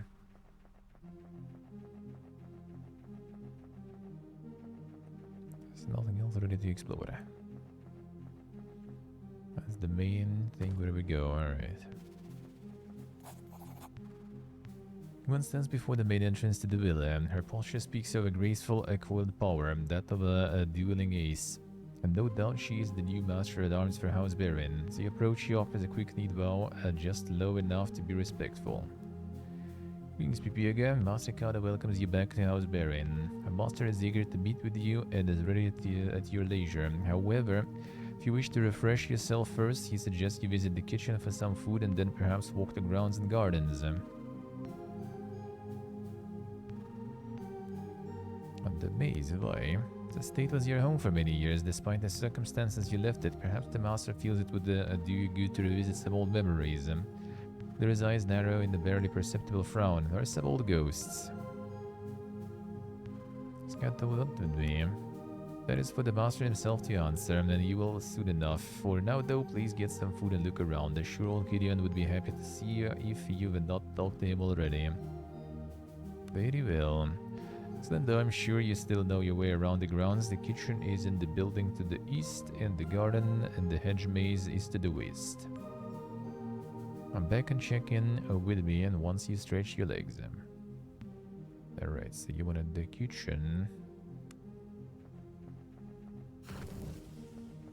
So let's see it. Breakdown of the living costs. Well, I mean, not kinda, you know, like they didn't really like write down. I kinda did mention, of course. Did mention it could be kinda nice also, yeah, true, to get some like a written, you know, down the expenses. That's a good idea. I could do that. Well, like in short, really, it would be like what? So like 800 for 3 rooms apartment rent. in a pretty good place and in a really good apartment too. Then what else for all the bills? So gas, electricity, water. It goes. How much was it? Like 65. That amounts to like $25, I think. $800. $800, dude. It's insane, man. It's insane. It is insane. It's like the capital prices. Like in Armenia, actually, if you go to Yerevan, you also gonna pay that much. Actually, even more, probably. Actually, even more. Yeah, that's why I had like the donor goal a bit higher and everything too, because yeah, it is dink. It is dink, man. And Yerevan is also probably gonna be the same price. But actually, to be honest, for 800 in Yerevan or in Tbilisi, you're probably gonna be renting like one room, maybe two rooms. So here at least is 3 rooms. And it's the touristy area. Like if we would be renting it in the winter here, that would be dirt cheap. Because yeah, right now it's kind of tourist season approaching, so no one's gonna rent you anything for cheap. Yeah, it is actually not that cheap nowadays already. Like after 2022, with you know, like hundreds of thousands of Russians basically kind of up and moved into all those countries, it became not cheap. Let's go in Zekmak. Hello, man. The schedule, I haven't found the schedule. Well, I haven't found where to check it. Like there are people posting it in the Telegram channel, but would rather have the source because, you know, they're not posting it every time. I would rather have the source, so we'll see. Maybe we'll look into it. Like before 2022, shit was cheap, like very cheap. Well, except here it still kind of was expensive because touristy area. So like if you go here in summer, it's gonna be expensive. If you go here in winter, it's gonna be cheap. If you go all year round, it's gonna be average, you know, in the middle. Like if you get the year contract, that will be kind of cheap. We go for 6 months here, so in the 6 months taking summer, which is the tourist season, which is kind of haven't started really yet, but yeah, it's gonna be like middle of June, beginning of July, and until like October basically is like the peak season. That's expensive. Food and everything is kind of alright, I guess. Food and stuff is kind of okay. Bills are kind of okay, and basically $25 for everything, minus phone and internet. Phone is around like $12, I think, unlimited internet, phone internet. And the house internet, we don't know exactly yet, because like last time I think our landlord paid around like $20, I think. But he also increased we asked him to increase the plan because we wanted like 100 megabits at least, you know, would be nice. And he had like some like minimal, but he also has like TV connected to it, which we can't really disconnect as the part of the plan, even though we don't use it, right? But that's probably gonna be like $30, I would assume, for the home internet. So like 55, 12, like 60, maybe 7 internet and bills. I would say so. Well, actually like 55, you know, bills plus home internet, and phone already, you know, depends what you want. If you don't want unlim, then it's actually cheaper. Phone internet and phone in general. It's actually nice here. You can just get phone internet. Like you don't need any calls or something. You just don't connect them. Don't pay for them. That's quite convenient, actually. So yeah, I have to come there in winter. Well, I mean, if you want to, yeah, you should go in winter. If you're really interested. The thing is, like in winter, it's not like that crazy pog here, though. In winter, it's like super humid, super rainy. Not super cold, though, but still, there's like nothing to do, really, I would say. You know, like sightseeing will be kind of a little worse because of the weather. So yeah, not sure. Or why would you, really? Kind of depends what's the goal, though. Kind of depends what's the goal of the visit. Yeah, like with the food and stuff, you need to kind of like write it down. Like in Armenia, we're like dedicating the budget, you know, the We had like, you know, the bank sort of where we were pulling money together. That was, wait, no, $500. Yeah, $500 per month for 3 people. That was food plus bills in Armenia. Usually, especially in the winter, like because bills were higher with heating and stuff, we kind of were going above that. So it was more like 600, I would say. But that was for 3 people though, for everything. Here, I think it probably will be kind of the same, really. A little more, I guess. Now it's 2 of us, not 3 of us. Relaxation at low price. I think you can probably find something better for that, to be honest. Maybe. Hard to say, but I think probably better options around. Even though, yeah, like the hotel, when we moved in, when was that? Middle of April, 16th of April, we moved here. Like, yeah, the hotel was actually quite cheap and stuff.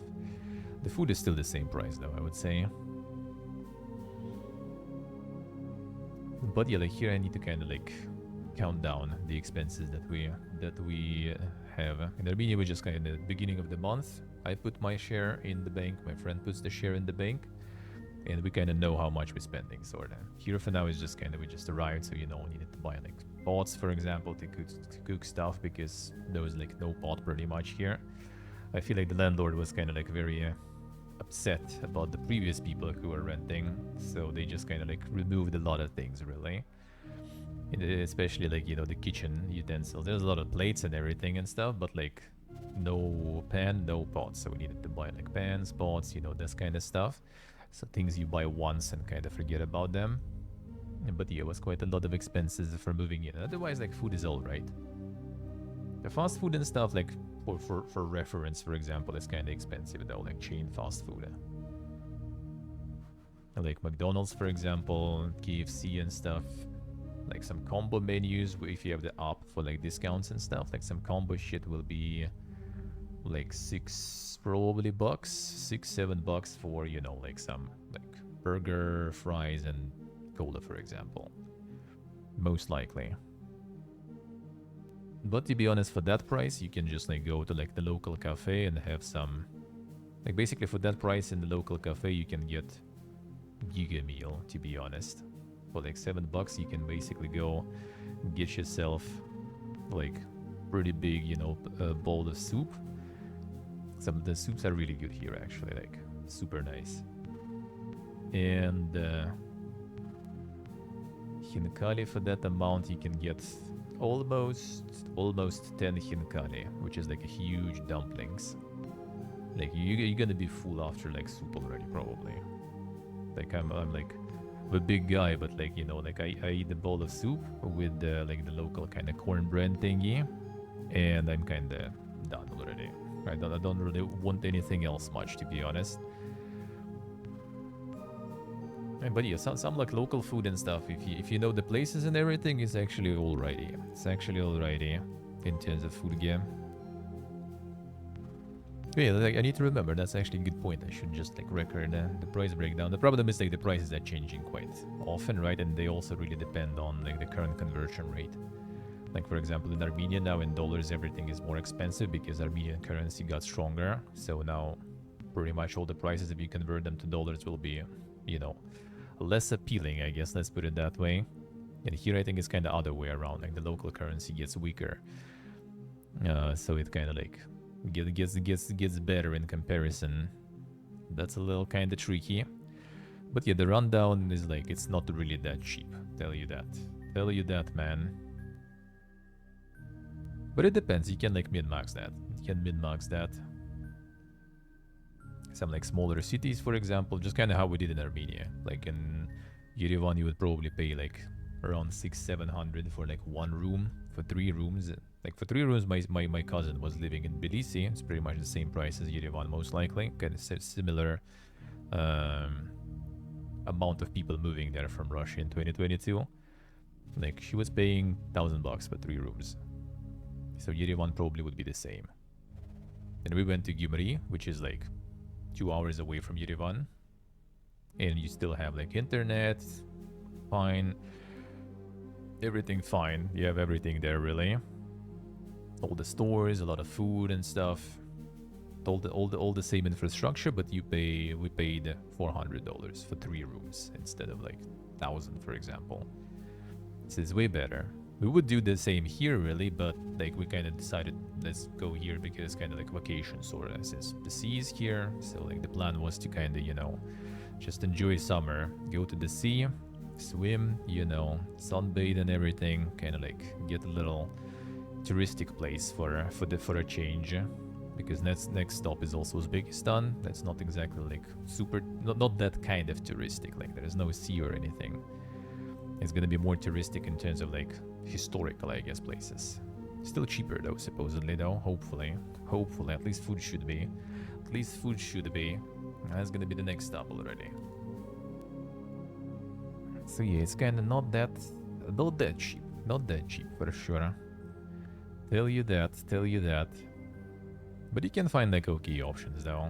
You can still find some okay options. I would say.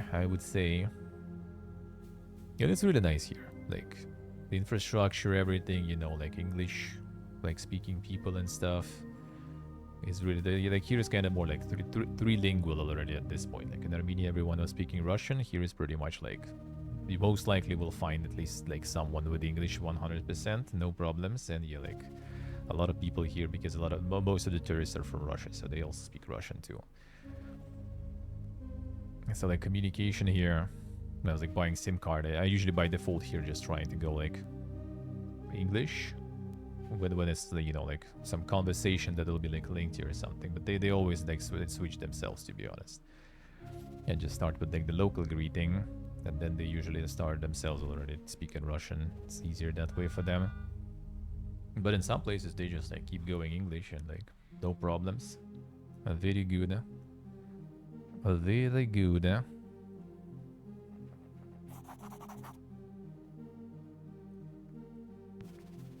So yeah, in this sense here it's nice. And you can still find some probably like smaller towns with all the infrastructure and way less price. Way lower prices.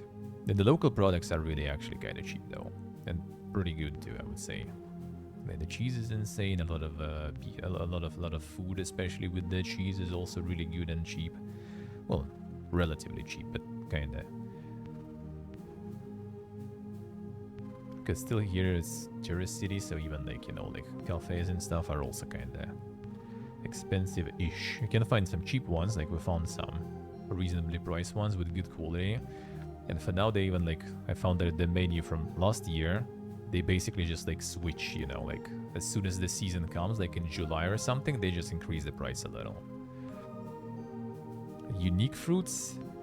Ooh man, the names though, like not sure about like super unique, but Fei Hoa, for example, is really popular here. Even though, to be honest, I haven't tried fresh Fei Hoa still yet. I mean, I haven't seen it actually. Maybe it's not the season yet. But there is a lot of Fei Hoa flavored things. Like there's the Fei Hoa flavored soda and it's super good. Like I love it. It's a really nice taste. Yeah, really nice taste.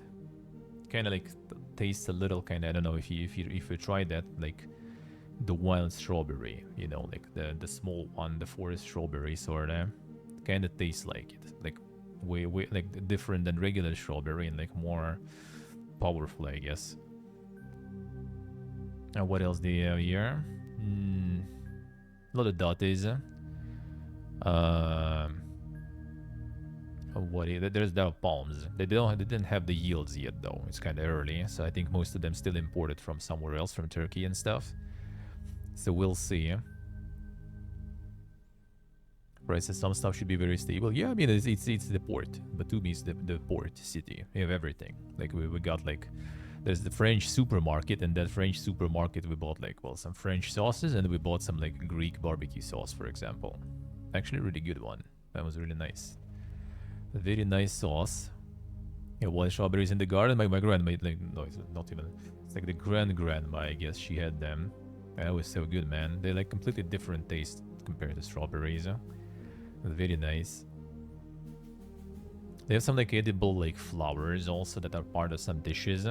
Haven't tried yet, but kinda, I guess. There are some berries. I don't know the name in English of those. They kinda look like blackberry, but they kinda like long. It's like Shelkovitsa, I think it's called. Kind of like Silkberry, I guess, or something. I don't know, man. But they do sell them. We should buy actually and try some. It's like sometimes, you know, you go in the market, to the markets, and you see all this stuff and you have no idea what the fuck it is. And, you know, like, are you supposed to eat that? It's like there's like kizil, for example, in Armenia, which is, oh man, what was the name? It was something cherry. Oh man, I forgot the name. Don't remember, basically. But it's kind of like, it's a really sour cherry. So like, we bought it to try, and like, I mean, that's very acquired taste, let's put it that way. So like, whoever buys that, they usually buy it, you know, to make some compote, to make some like jam, to make some moonshine, for example, or wine with it.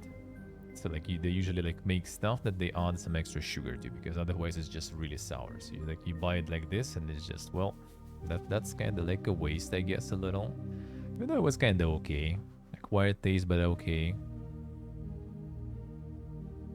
Yeah, so far, at least, I would say like Armenia, like in terms of fruits and veggies, was actually kind of a little better in terms of like variety and in terms of prices, actually. But now, we'll see. Yeah, we'll see. Hopefully, maybe the season will kind of fix it a little bit. Hopefully. Well, prices also might be an issue because, yeah, tourist stuff. There's like the Giga Marketplace. Haven't been there yet. I'm gonna check. Maybe that one will be better. Because in Armenia, we ended up in the end just going to the marketplace all the time. Here you kind of just have like stores all over the place, and they are like close, like literally just like around us. There's like in a few hundred meters range, there's like probably like 4 different supermarkets, including some huge ones. And if you walk a little longer, you have like some really good ones too. So it's just kind of like marketplace right now doesn't look that enticing. In Armenia, pretty much to get to like any decent store, we need to take a taxi pretty much, which was cheap. Taxi here is also cheap. But since you can walk now, just kind of don't want to go far. Just why would I take taxi, go somewhere, you know? I just gonna go like to some nearby store. So we haven't really like tried the marketplaces. Maybe their prices will be better. Maybe there will be. But now like strawberries are really nice, and kind of not that crazy expensive. I guess like $3-4 I think per kilo. Not too bad. Cherries with the same price pretty much, also nice. What else? Peaches. Well, apples a bit cheaper. Apples, you can find some cheaper ones at least. But yeah, that's for now what we got here out of the fruits and stuff. There's already like melons and watermelons. We kind of like didn't get them yet because we're still kind of, you know, used to them kind of starting the season like closer to August, and here they already are. So probably imported, I guess. We'll see. We'll try some too. It doesn't seem like that crazy expensive, at least. Well, kind of the same price. Well, per kilo is smaller, but obviously like one melon or one watermelon will be more than a kilo by a lot. Now let's get back to the auction. Oh yeah, that's good. Like, if you have questions, always, you know, feel free.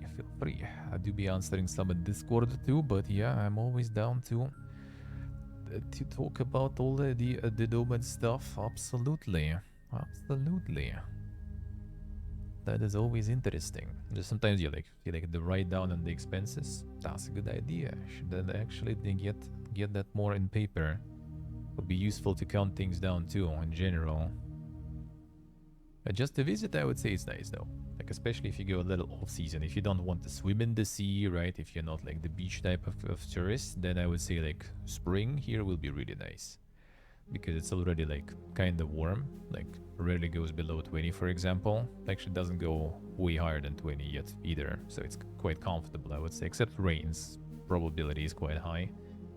But other than that, you can get like hotel here pretty cheap. And yeah, just kind of explore around and everything. Why not? Seems nice. Not to mention you can like visit both, you know, like Batumi and Tbilisi, for example, in the same trip, because there's like a train between them that costs like $10 basically. 5 hours train though, but to be honest, if it's the same kind of road as we took when we were driving, because we pretty much kind of were driving almost to Tbilisi and then to the left to Batumi from Armenia, then like the route is really beautiful. Like the places are, oof, dude. All the mountains and everything. The mountain rivers in spring, especially when they are kind of, you know, active and with all the snow melting. Ooh, so good. It was like 9-hour drive, but like for 7 hours I didn't even notice it. Like last couple of hours already like got a little like more boring environment and already kind of tired, I guess. But like for 7 hours it was just kind of like looking around, you know, like holy, so much beautiful stuff going on. Amazing.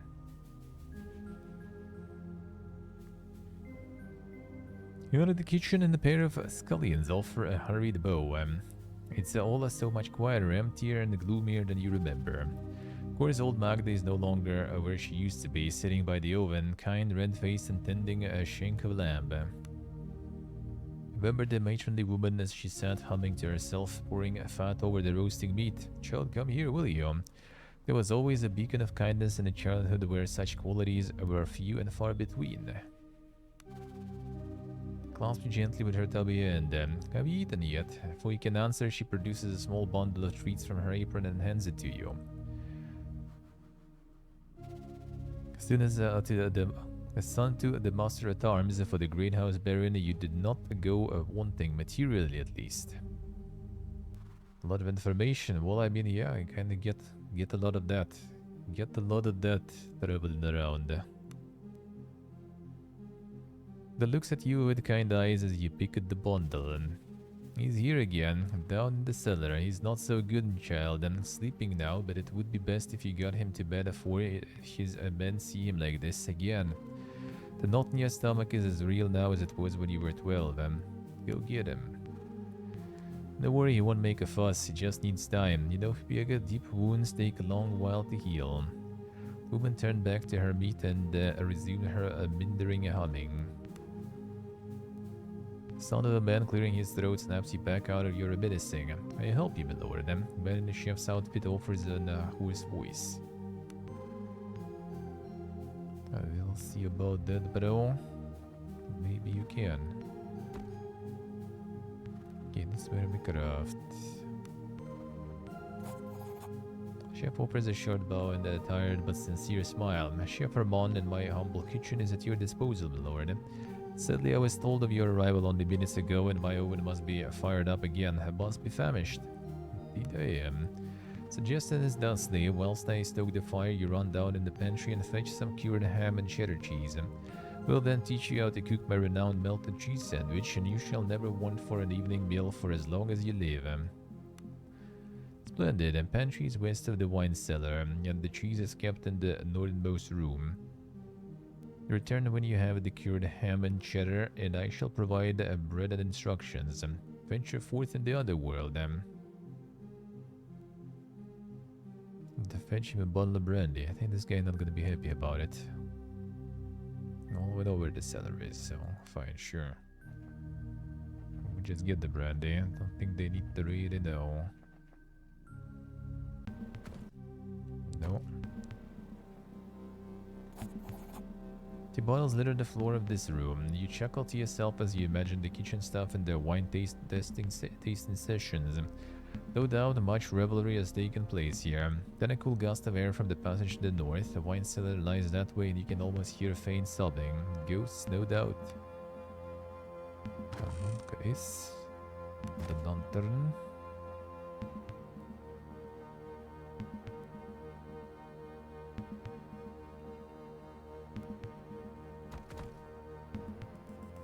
Ghosts, you say.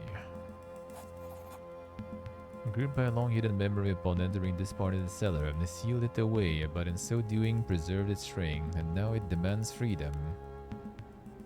You still recall smelling him before you could make out his riding shape in the dim light of the cellar. Mistress Valeria opened the door. Father doesn't even notice you in the throes of his intoxicated ramblings. Could they take her? Her chambers were locked from inside. Where is she? Father jolts upright, the bloodshot whites of his eyes glaring out in the darkness. I found her, wandering the forest outside the estate. Mistress Valeria. Haltingly and leaning heavily on you, your father manages to stand. It was never the same. Whatever happened broke her. It was the girl, you know. The seed was planted in Valeria that night, but how could you know? You were but the babe yourself. He'll plead the now sobbing man out in the cellar. Not Kate trusted me and I failed him. Valeria was the one to pay the price, mind broken and that spawn of a child. His voice seeding the seeds with fury. Don't talk back to me, you bastard, and what do you know about honor? As much as your harlot mother. Father steps away from you unsteadily, and tears streaming down his contorted face. Fine, not a run. Draw a rank breath and snap out of the memory. Knuckles white, alone in the damp cellar, and don't particularly feel like dwelling there. I need to find the brandy.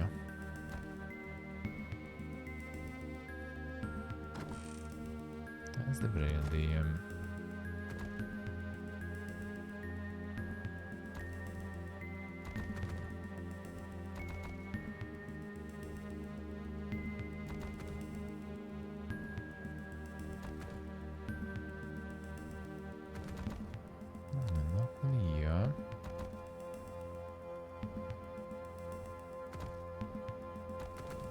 Pull the hem, son.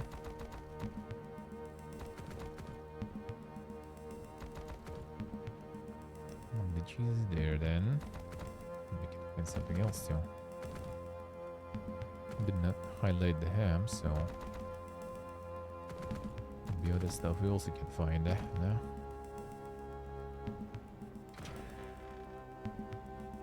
That's the cheese. You ain't called the cheese.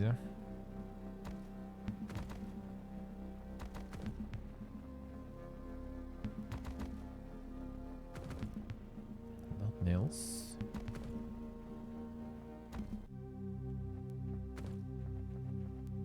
Get that sandwich. Chef Armand wanders back and forth, tending the fire and keeping his kitchen tidy. He is at the gate of a man who has been on his feet for far too many hours. Yeah, the ham and cheese.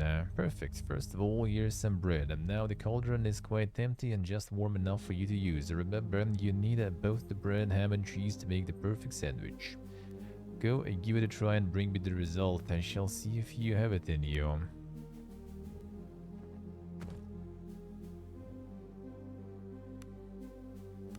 What bread get though?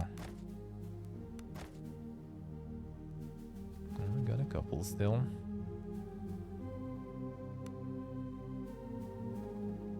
1-1-1, alright.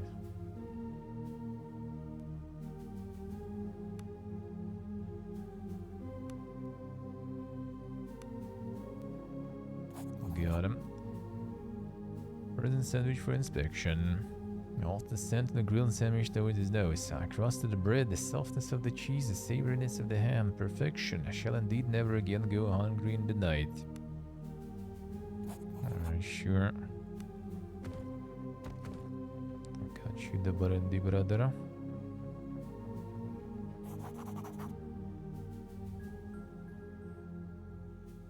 Have your medicine. Ah, that's some fine foraging, young whelp. Before you can get the word in, Gideon snatches the bottle, uncorks it, and drinks deeply. Old man, eyes closed in relief, lets out a deep sigh. May your sleep be dreamless, speaks as it is to himself. Sleep be dreamless. Smiles sadly, an old soldier's greeting. Something one a mercenary would say to another as a prayer to not dwell on painful memories, the kind that comes with the work. Father and I... Dion halts momentarily and looks at you. Father and I would always part with those words. However, held you long enough. Be on your way. What do we have here? Some part of a block before this one. For the gate to the hedge maze stirs all the feelings of both dread and elation, sounds and smells of the estate grounds as they were long ago called to you from distant memory and feel you could easily plunge into their depths. Daydream is it this time? Are you valiantly defending me from rebels again? Gambler throws a pine cone at you, snapping you from your reverie. 10 years old and you're a year her senior. Let's play hide and go, seek in the maze, I'll hide. Faintly hear someone yell her name from the distance. I better run. My mother ever calls me that. Where did you hear it from? I can reply she flings another pine cone at you and before darts off in the maze. Your man's voice yelled Embla's name again, much closer now. Either way, she's lost to you in the winding passages of the hedge maze. Memory tugs at you, urging you on to the center of the maze. Time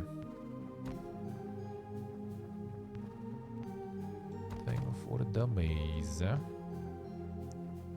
Let's have a loot though.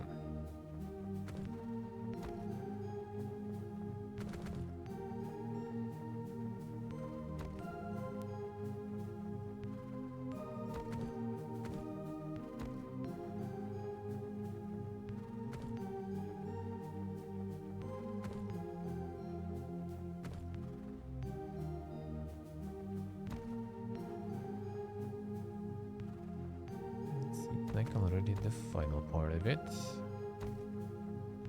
Guess that do be the center.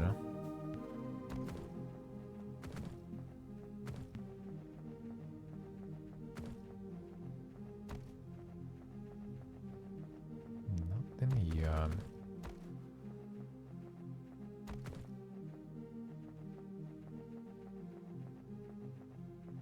Not even some giga loot.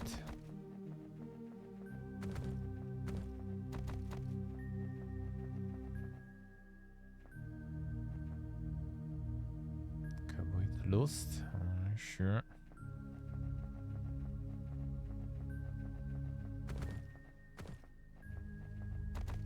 Even here. Let's not get here from both ways, alright. The center of the maze feels much less impressive than you remember. The ornamental pond was once an ocean, a rock at its heart, a wind-swept island. Follow me, daydreamer. Remember the tone of her voice and can almost see the impish 10-year-old girl wading through the pond. Always come here. Like the water, it's so calm. Shoots you a mischievous look and notice the faintest thing of ozone. Slow motion hop through the water, fingers trailing the pond's surface. Water and skin emit strange colors bleed and spread across the surface. The magics. They moves her fingers across the water surface like a painter's brush. Colors spill across the pond, and for a sleeping moment you fancy that you can see a cloud-topped mountains. Was it the ramparts of an impossibly large city, reaching towards the heavens? Silence is shattered by a shout along with the beguiling images. Mistress Ebla, master requests you in the house immediately. Something's wrong. It's mother, she is ill again. Think I cause it with what I can do. It poisons her mind.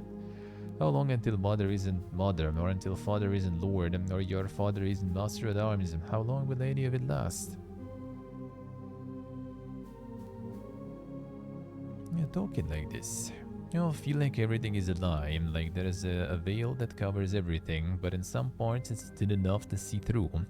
Plus turns as your father steps readily into the enclosed garden, the red face from exertion and anger. Young lady, you can't run off like this, and the whole estate is looking for you, and mother is ill and needs you now. Father shoots you a stern glance. I'll deal with you later. He says nothing as your father grabs her by the arm and hauls her past you back to the house. Doesn't meet your eyes as you pass. Finding yourself back in the present, the chill has crept into your bones. You best move on.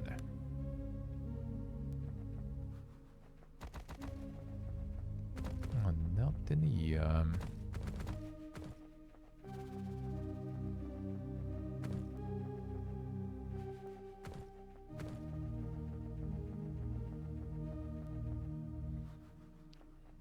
Just guards, nothing else, I guess. Kitchen, garden, alright. Seems like it. Nostalgia is appeased, the master will see you now. Wait a second, the journal there, right? Oh, the actual console there. Gook.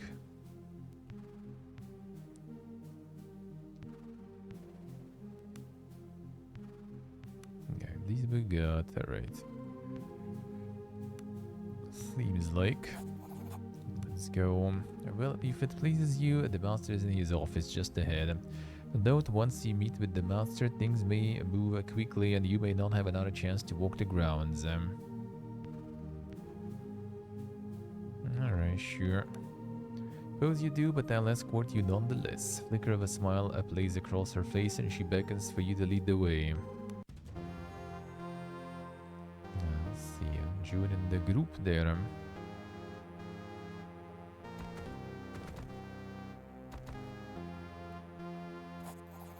The opulence is faded and the shadows longer. Clearly much has changed since the last time you were here. How long it's been? Been years, perhaps decades since you were here. Not since your father was the house arms master. Not since must have your wits about you, and perhaps now is not the time to dwell on painful memories. Not since your father's exile. You were no more than 12 when you were driven from the household. Hard were the years that followed. The mercenary life is bloody and unforgiving. Those years stole your childhood, and eventually they took your father too. Your father had always insisted to his dying breath that his failure had been his own and that he had gotten the fate he deserved. Memories are painful nonetheless.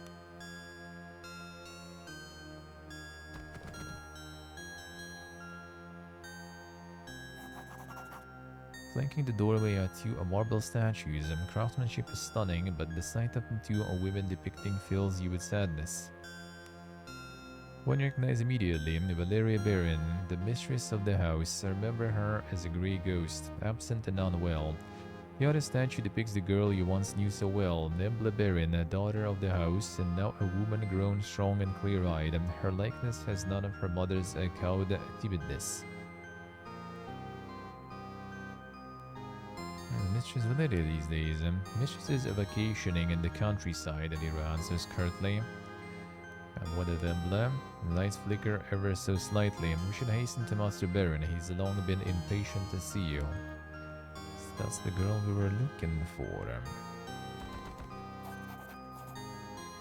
Clears the throat behind you. Not that way, if you don't mind. Master's office lies through here. Motions to the left. I look around a bit. Master Kira summoned you and I don't intend to keep him waiting. Besides, there is no need for you to disturb the servants and their tasks. Sure, fine. The door is in the dining hall. Let's not keep Master Kira waiting. Banality in her voice leaves no room for discussion.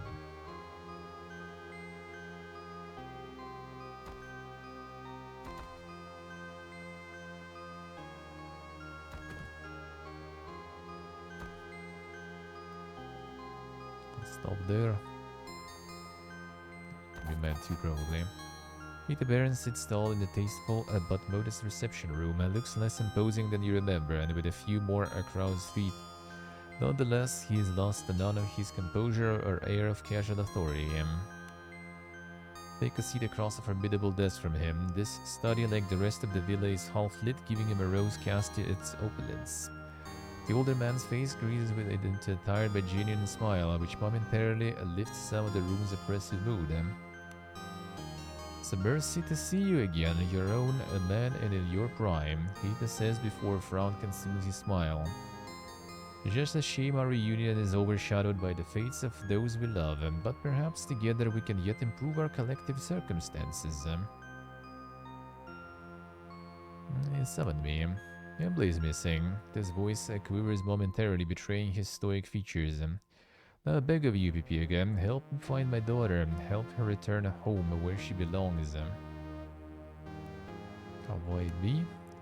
It's not obvious. I've clearly grown to inherit your father's resourcefulness, and besides, Embla has trusted you since before either of you could speak. Happened to her. Left without notice a week ago. From the scant clues we had, we believe she boarded a ship bound for one of the outer isles, Hydra. She went of her own free will. At the time I thought little of it. Since then, however, there have been reports, grave ones. No one and no word has left Hydra in days. Rumor has it even the Imperial augurs are in the dark. I know not how this touches the fate of my daughter, but she must be returned to me one way or another. Something has been building in her for years, and an aptitude of sorts, but I suspect you already knew. In any case, it has grown much stronger lately and drives her in ways I cannot understand. I suspect she's looking for answers. Why Idra? Why indeed? There's little on the island save the port of Horin. Idra was her destination, she must have landed there. Her aptitude. An aptitude of the worst kind. It does not spring from the canonical imperial praxis, instead it comes from elsewhere. As the kind that the Empire does not suffer to exist. I hope it's all the answers that you seek. That was Horin.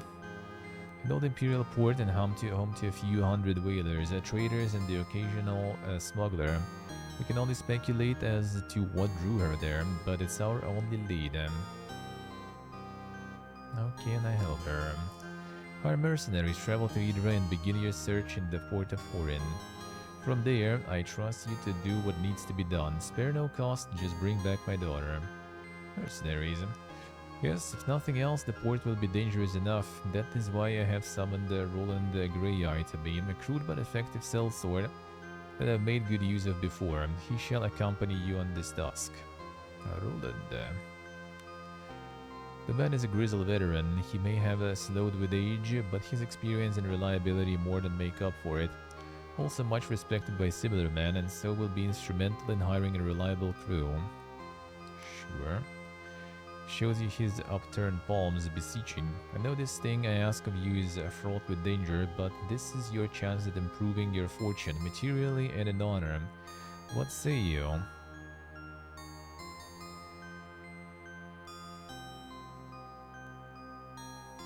For Mafibul's name. Smiles softly, visibly relieved, and for a moment looks like a man you remember. Have you any final questions or matters to discuss? Time is, as I'm sure you appreciate, of the essence. Just get on with it.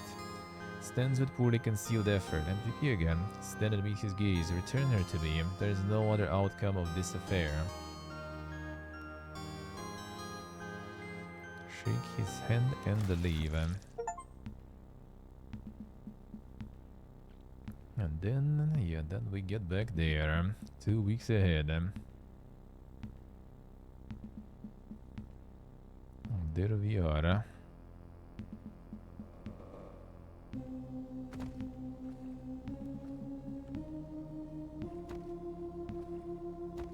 Water blocks your path.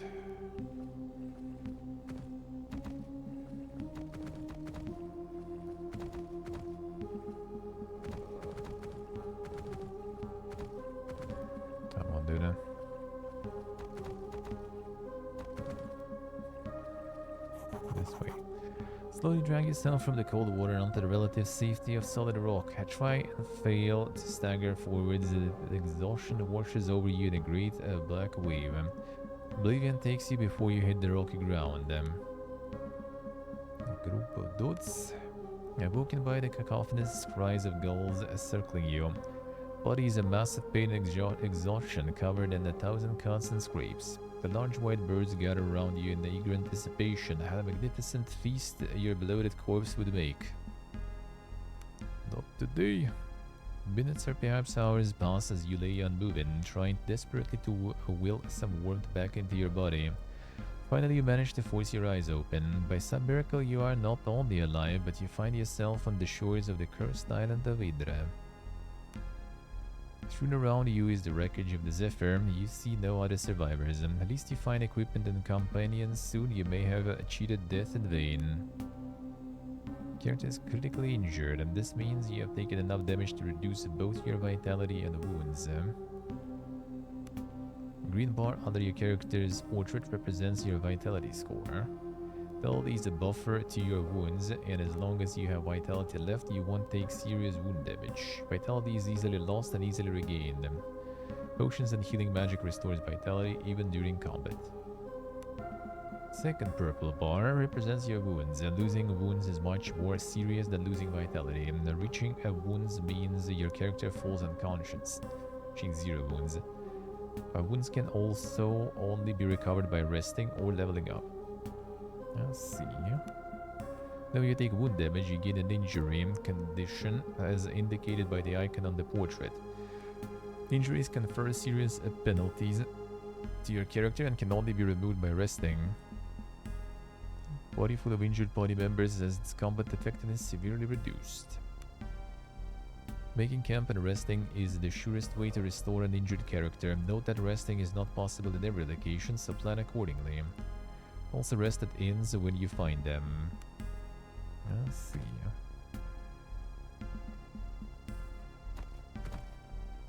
Let's put in something. All shears and weaving comb. That's a success. So just sell them trinkets.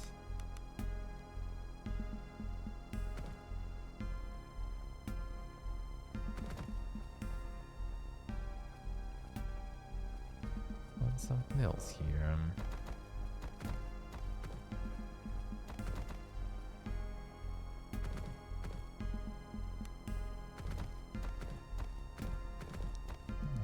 There. Ah, there we go.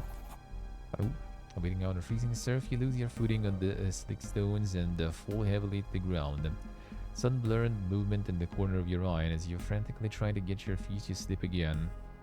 Standing above you on a large rock is a young woman dressed in nautical guild livery, and the wet auburn hair clings to her face in the cold wind. Magi's balls, I'm sure I was the only one to make it ashore. The woman leaps from rocks and helps you back on your feet. Kicking you up and down, she fetches a wineskin from her belt and offers it to you. The skin is nearly empty save for a last mouthful of brandy. Drink it down greedily and slowly you feel a modicum of warmth creep into your bones.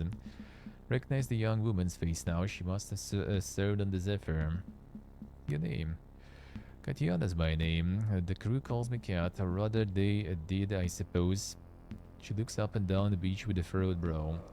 Listen, you have to get up. We need to get off this beach before you freeze, or worse. Worse? Something wrong about this place. Can't you feel it? Like a taste in your mouth. And there are beasts, huge sea creatures I ain't never seen before. Saw them dragging the dead crewmen into a cave west of here. At least I hope they were dead. He suggests. Need supplies and shelter first. Might be salvage to be had among the wreckage on the beach. I also think I spotted the chimney of a house just north of the cliffs. Warm fire and some food would go a long way. It offers you her hand and drags you to your feet. It looks pensively towards the west. Also, as I said, there's a cave west of here. I think the crabs dragged off most of the corpses there, but what if they're not all dead? We are the survivors like you and me. What's more, there's a chance one of the officers was carrying the seal when the boat sank. If we can find it, the Nautical Guild would give anything to have it returned to them. Seal?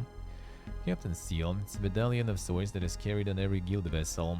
It's not just for show either. They say the seals are forged by the Magi and that they have secret powers, but I don't know anything about that. All I know is the guild pays well to have one returned if a ship is ever lost. It's always worn by one of the officers, but I don't think the captain had it on him when the fight broke out. It might have been the first mate was carrying it, and I think he was still alive when her ship sank.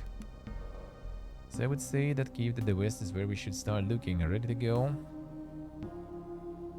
Questions? I'll be plenty more time. Alright, sure, fine, let's go.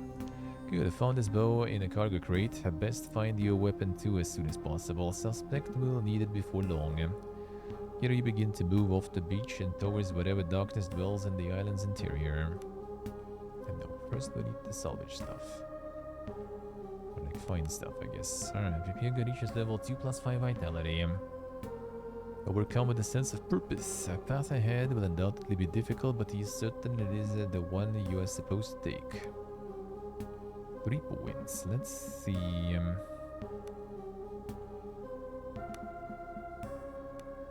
We're getting the axe rank 2, so we can get the axe rank 3. Can get another one to the rank 3, or just try to get the well swing going. Problem is I might not get the max anytime soon. Probably will though, but you never know. Inspiring kill might be nice actually.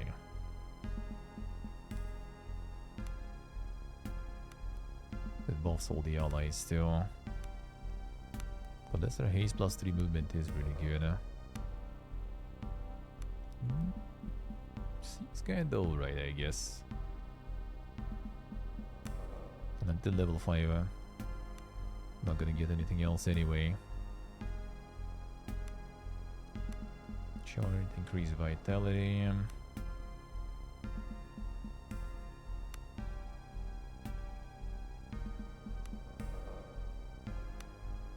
Inspiring kill. Fine. What about you? Plus 3 vitality. Alright, the thief. 10, so he doesn't have anything. Let's see him tradecraft. A backstabber. Allows character to perform backstab attacks against vulnerable targets. Increase backstab damage, increase stealth, increase movement. Okay, what's your stats then? Okay, we have stealth at 4. Not bad. Not bad. Nice, Steve, nice. The barbecuing sounds good. Okay, what kind of salad then?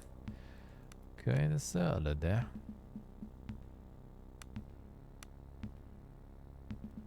Light weapons in the sheet. Can go, keep going with that bow. Increase theory, increase stealth, hide in combat. Hide was the combat attacking, whilst hidden triggers the backstab attack. Could be nice. Stealth, hidden deployment. Start combat hidden. Reach a free, a backstab. Smoke bomb. First time you are wounded each combat, you automatically hide. Kinda alright.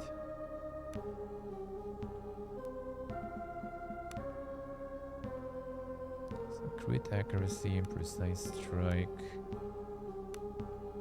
Increase stealth. Okay, so this is good. 3 ranks. Increase movement. It's also nice for the backstabbing. Cut up with the head and mustard honey resin. Nice, nice. See.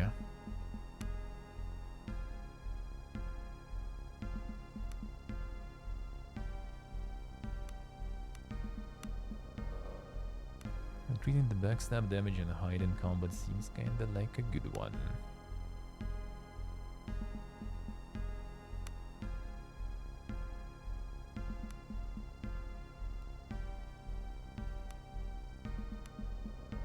Executes an attack. If attack successful, the following effect trigger and target all opponents in the target area. Strong. -2 movement, huh? The toughness saving throw.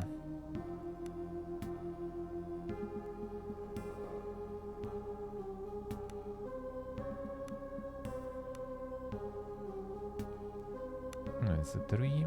A 1 here for more backstab damage, and do hide in combat here. So this way we'll get some more damages. And with the backstab.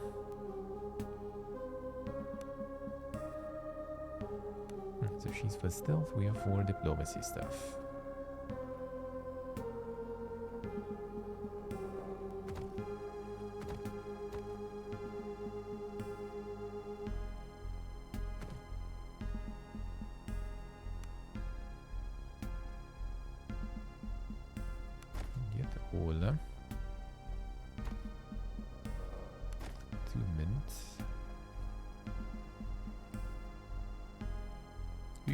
Done, so this might be a good time to level up.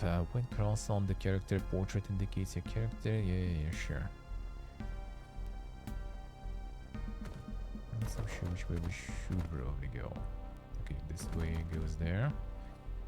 That's the cave and stuff. Cave was to the west, right?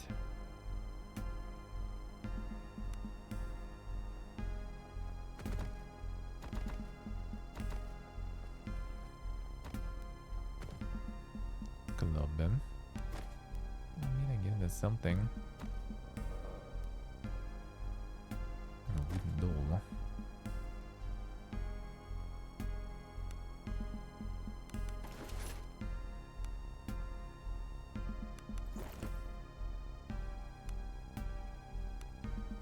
And then tunic, alright, sure. At least we have the club at least.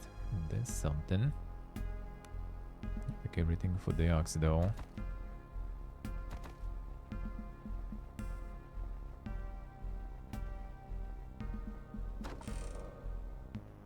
Adoration.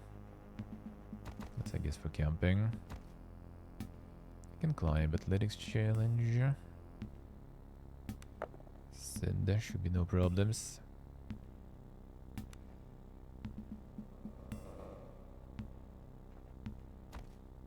No, that's where you climb. I see, I see. Stench of rotting flesh fills your nostrils. Ahead of you, a grotesquely misshapen crustacean horrors feast greedily on the corpses of the dead crew of the Zephyr. Lost the horrors, cut spits through gritted teeth. What manner of forces spawn these creatures?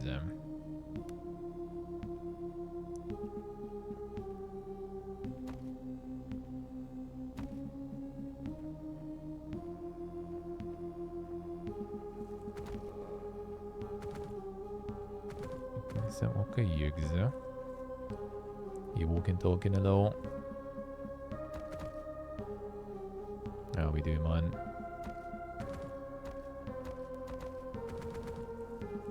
Nothing else there.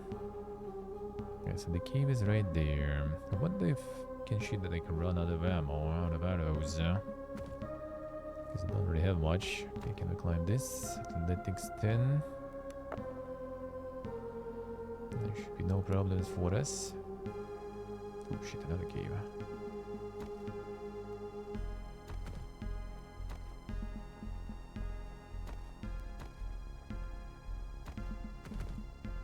Someone's there.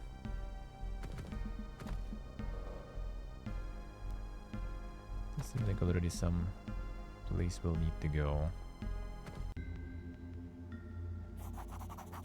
Eons worth of the sea's ravage upon the lands has given birth to this cave. From its depths a stench of seaweed and rotting flesh rises. So foul is it that it feels like some evil entity attempting to force its way through the pores of your skin into the core of your being. Try not to vomit. That'll be big on the suit toughness there. Well, shit, that'll be tricky. Lucky. Stealing your resolve, you manage to calm your breathing. Though the stench persists, you manage to push the image of foul things in the darkness, feasting on the spilling entrails of swollen sea corpses from your mind, and carry on into the darkness. I see. Nice walking, talking, nice. Sounds good, sounds good. Quality Saturday. Glow mud mushroom.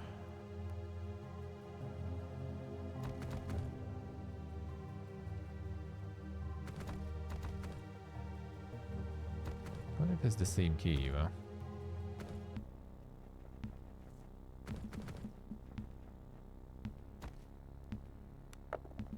Descending should be easier at least, come on.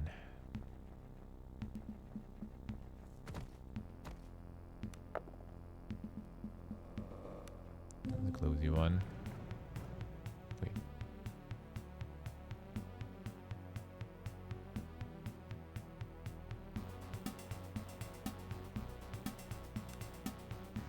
Okay, is one that talk me or something? They will.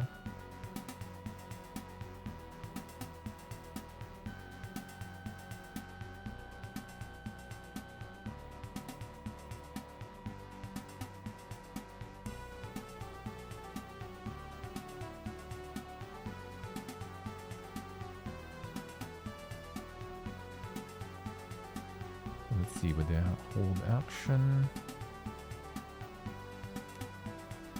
Can hold actions once they have begun acting. Okay, I see. Pause then.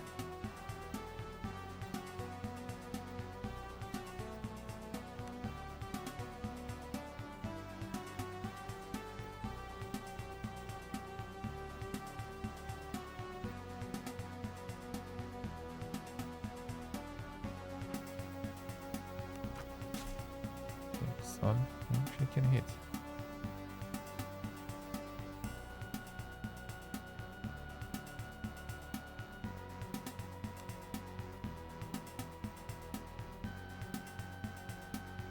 Can we get more? At least the same stuff.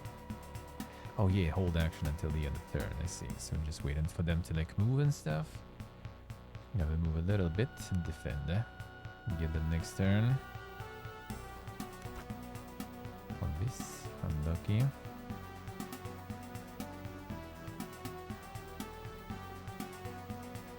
Get the maneuvers there. Boom. Everyone inspired. God, come on.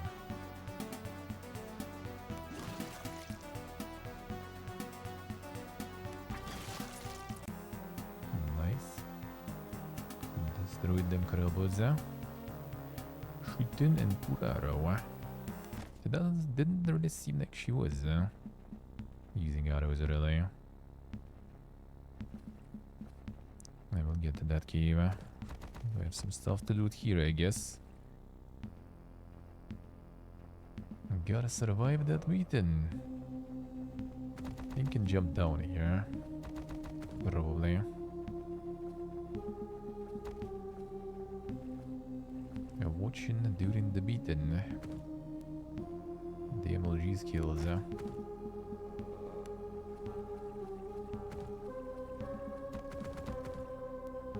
That is the way.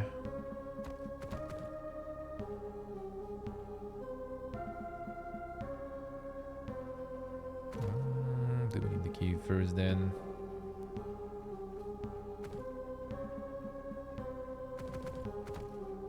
Right. Go to the key stuff. There's some NPCs up top already too.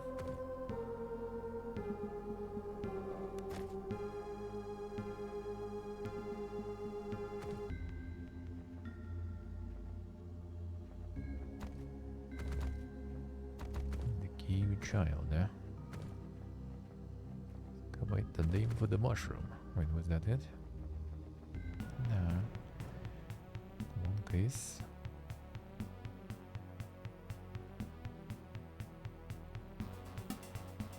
Alright, we're just gonna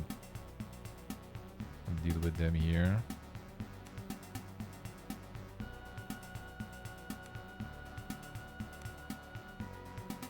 It's my turn now. Okay, let's go defend.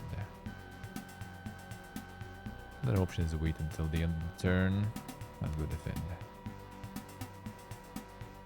Oh, that's actually good.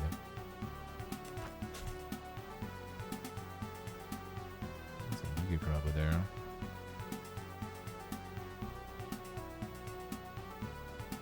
I guess we can. Bonk.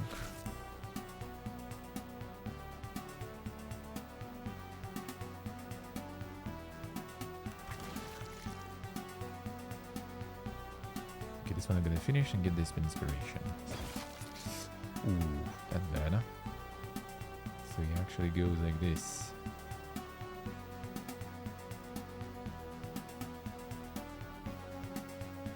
What does this do? Just gonna replace them. Next time he move forward. Huh? Shifting. Oh, shit, not bad. I guess not that bad though. It is bad. Okay. Yeah, that attack, you know, with moving forward was not a great idea, brother. Tell you that. Okay, this one's going down at least. Should I crit someone else? Well, shit, he's down.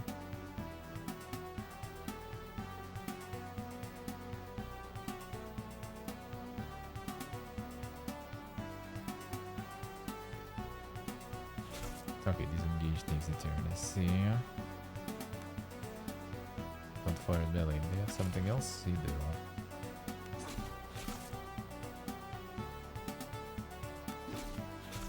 Yeah, that move forward when killing was not good at all, man.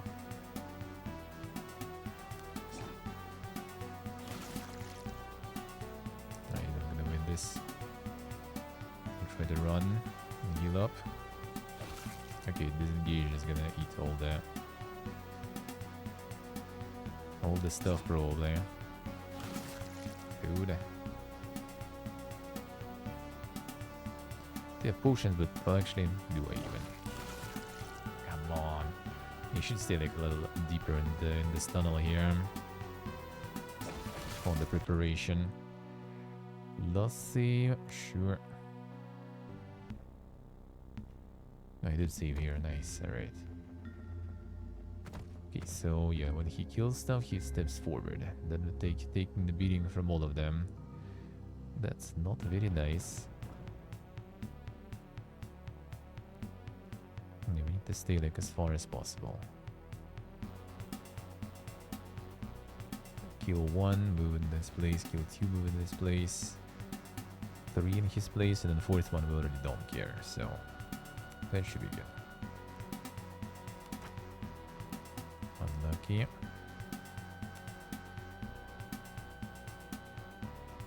Alerted.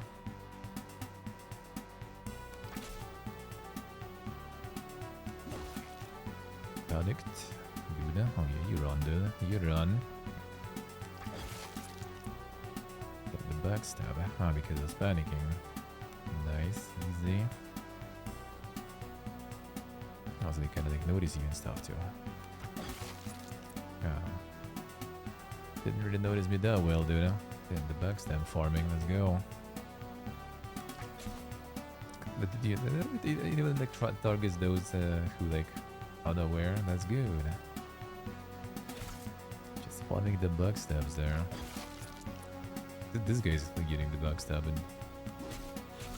in the distance. I'll take it. No, this one goes down too. There's like 2 backstabs here. Lin's gun. I'll take it.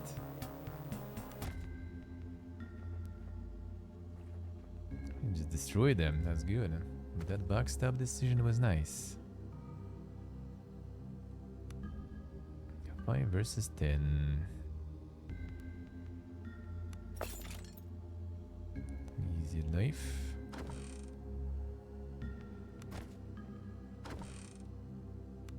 Lantern. Let's do something now. Old and ruined shipping crates alert this part of the cave, and only smugglers would use a place like this to store their goods. Perhaps there are other similar caches to be found on the outer isles. Perhaps. Stashes of what though? Where's loot? Level up. Hell yeah. Easy heal. Oh yeah, we got. Oh yeah, I had that. Oh no, I didn't get it yet. Yuck. So we go in forward, or do we go in the well swing? This haste inspired seems good though. Let's go with this one. So we have that 4 over them, so we inspire and we get extra movement points. So maybe she can position for the better backstabs. I like that.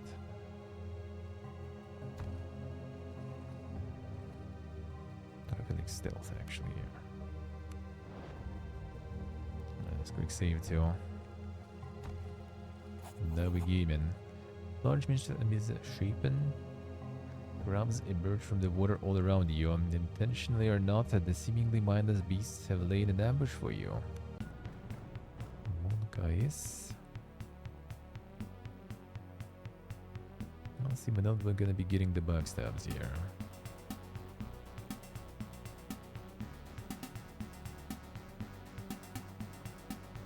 How to protect you here?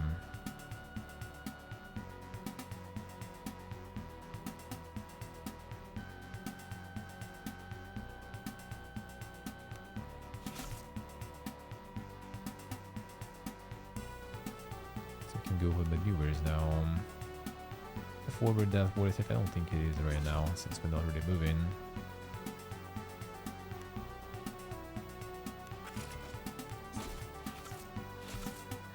Even hit me, nice. Injured arm. Grab the backstabs, the crits. Let's throw away there. Fired ended them. I had one turn only.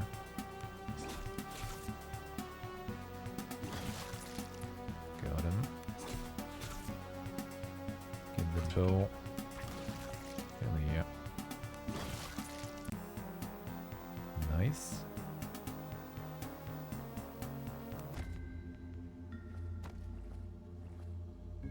There's something to heal.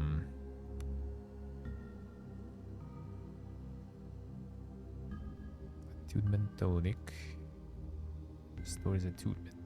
Not something we need. Okay, Yugs. But we will get something to cook there.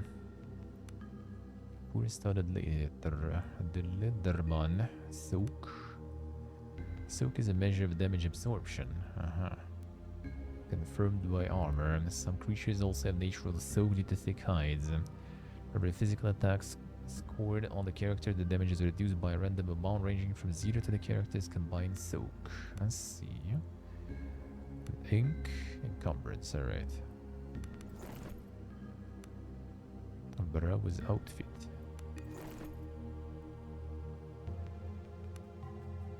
A rope.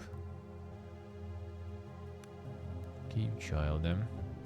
Lesser tonic of vitality potion. That's good when we get that. That's something that would be nice to have.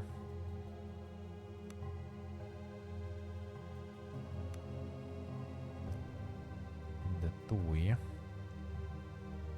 It's a lot like mushrooms and stuff. I can craft things, but not necessarily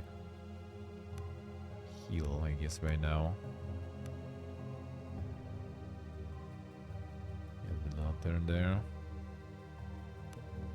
It seems like we use the arrows though.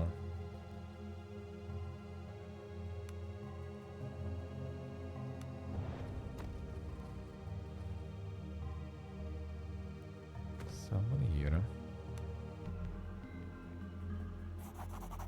Who goes there? Haggard man dressed in the livery of the Nautical Guild huddles up apprehensively in the corner of the small chamber you're standing in. Lips are dry and cracked, and he appears to be parched. Dead Emperors, please tell me you found a way out of this pit. What are you doing here? I took the bodies of the drowned, men and women I've known for years, all blue and swollen, dragged them into this cave. Crabs as big as horses, how can such a thing be? What's wrong with this place? In any case, I was too weak to fight back when I landed, and they must have thought I was dead and dragged me into the darkness. Then I heard those sounds, claws rending dead flesh. Something awoke in me. Kicked and screamed as best I could, and they let me go. I ran as fast as I could, but I took a turn into the darkness and ended up here. Could hear them moving about in the caves around me, and I didn't dare try to make it out. If you hadn't come here, I'd have died from thirst.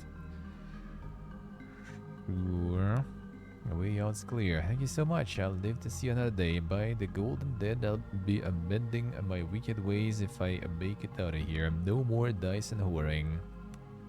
Good luck. Desperate man wastes no time scrambling past you and towards fresh air and relative safety. That was Ari. Cat seems flustered. Poor bastard. Sounds like he's losing his mind the way he was talking. Trapped down here for days, and he's an ours, but he didn't deserve that. None of them did. What do you have there? Priory. Unlocked. Tonic of vitality. Alright, so we can get some HP back.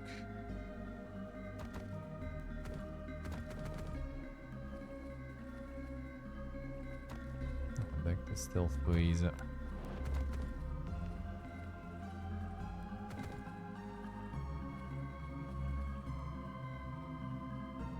Collision mark.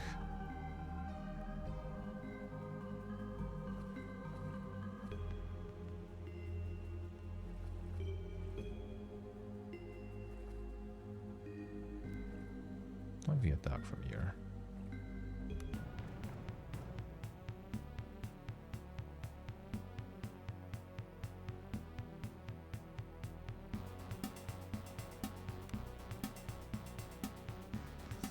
Snackman. Nice.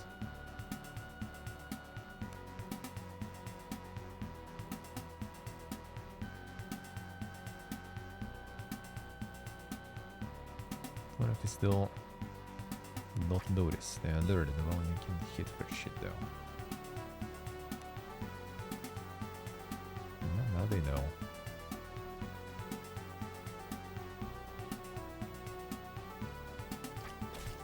Alright, that wasn't a backstab. Okay, so we need to damage this one fast enough. A big bleed or something.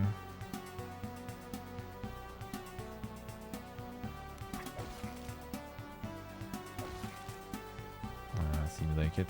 Shit. Should be the vitality potion there.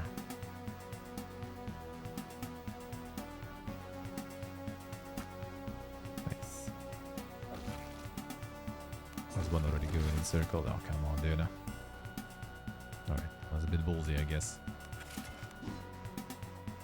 If only she didn't miss, though. Alright, fine. I guess you can just go on this way now. Yes, not. So that didn't give me like the backstab upgrade, or maybe because I missed.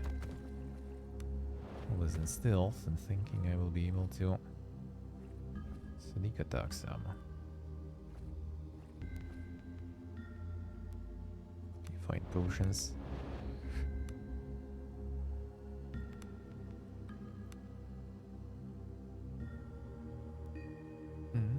Actually removes the bleeding.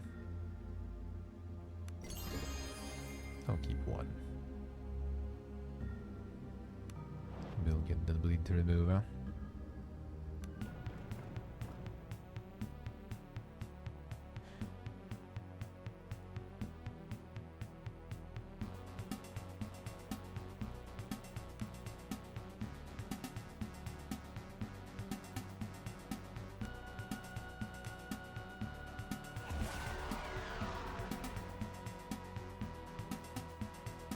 This one doesn't consume your turn. Let's go. That's cool. You should be still inspired though. Don't backstab. Hell yeah.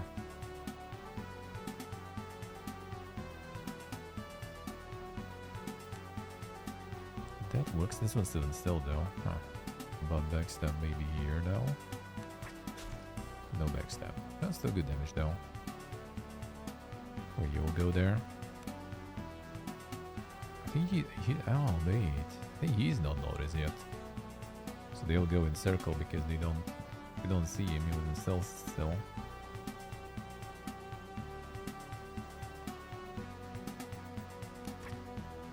Come on. Ah, now some of them notice.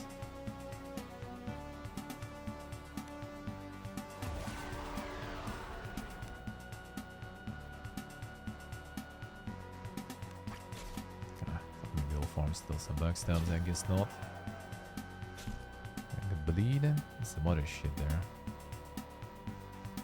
Okay, for one turn we can take it though.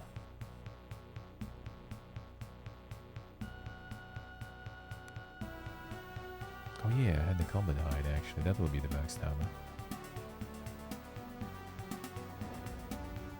That wastes the turn. Alright, let's have it unlucky.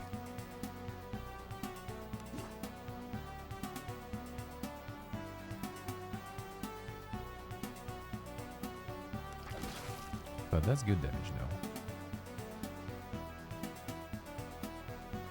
Potion. I don't think not yet. What is this effect? A weekly disease then. Now it's disease minus 1 agility can be removed by magic. There we go. Some funsies there.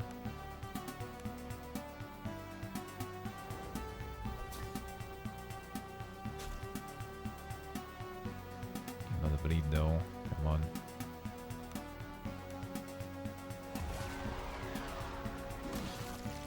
Nice. More inspiring, panic. No panic. So we have 6 movement. So we should be able to make this.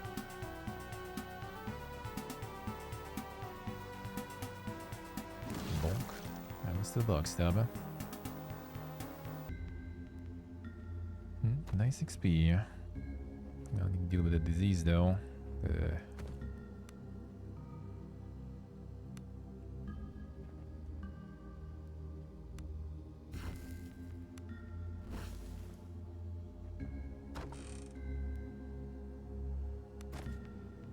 Got the loot.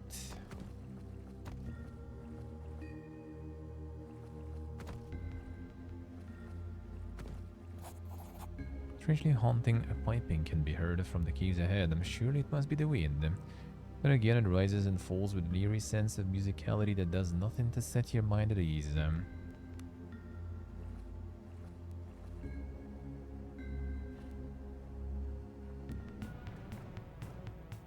Okay.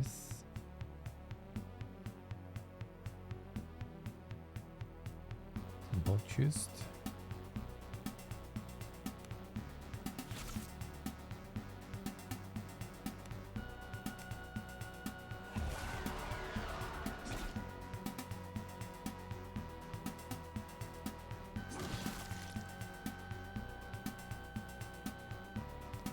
They know something.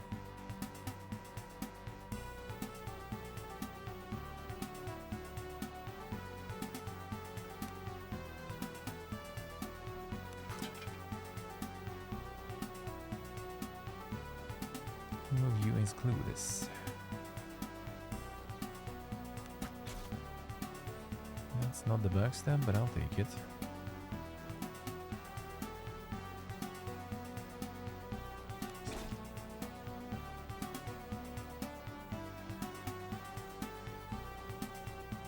Full HPs in those.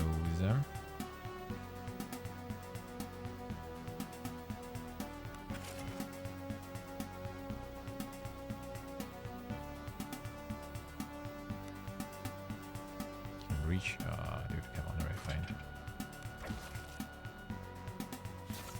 This dude is gonna take a punch though now. Shit.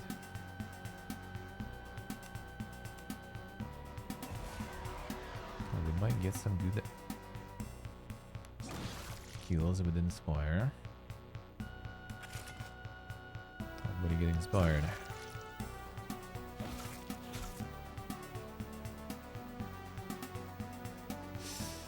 Man, I didn't mean that.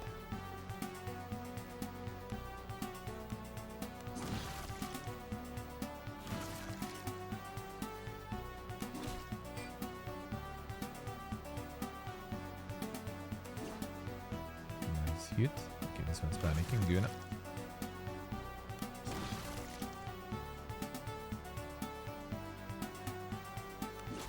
I can make combat hide it.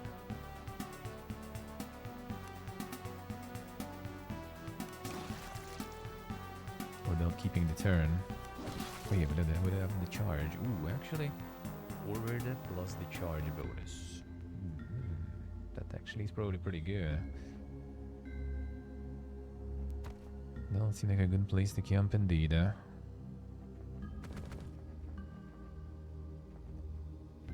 Should use the potion there, really. The usual, the usual. Saving for the sequel. Small tonic.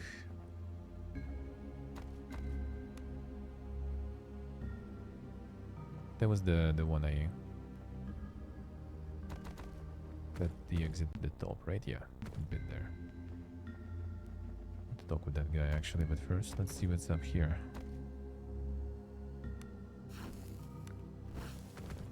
Seems like more stuff. Near the ground, accustomed to the false stench that lingers in these caves, but now it once more assaults your senses with renewed vigor. Rolling out of the eastern passage like so many black tendrils probing from away into the very core of your being. Whatever lies ahead must be at the center of the rot that permeates the pit. Vodka is. Do you have any toughness, lady? Actually better than the main has, so nice. To recruit alone, you refuse to let the foulness find purchase, and you fight down the nausea that wells up inside you. And the foul stench is there. Okay, 1 second. What was the... Did I get everything? Okay, I'm not sure if I want to go in now with the... Not that much damage on us though. That seems like the only way, right? was here. Here was the guy, right? Yeah. You good there?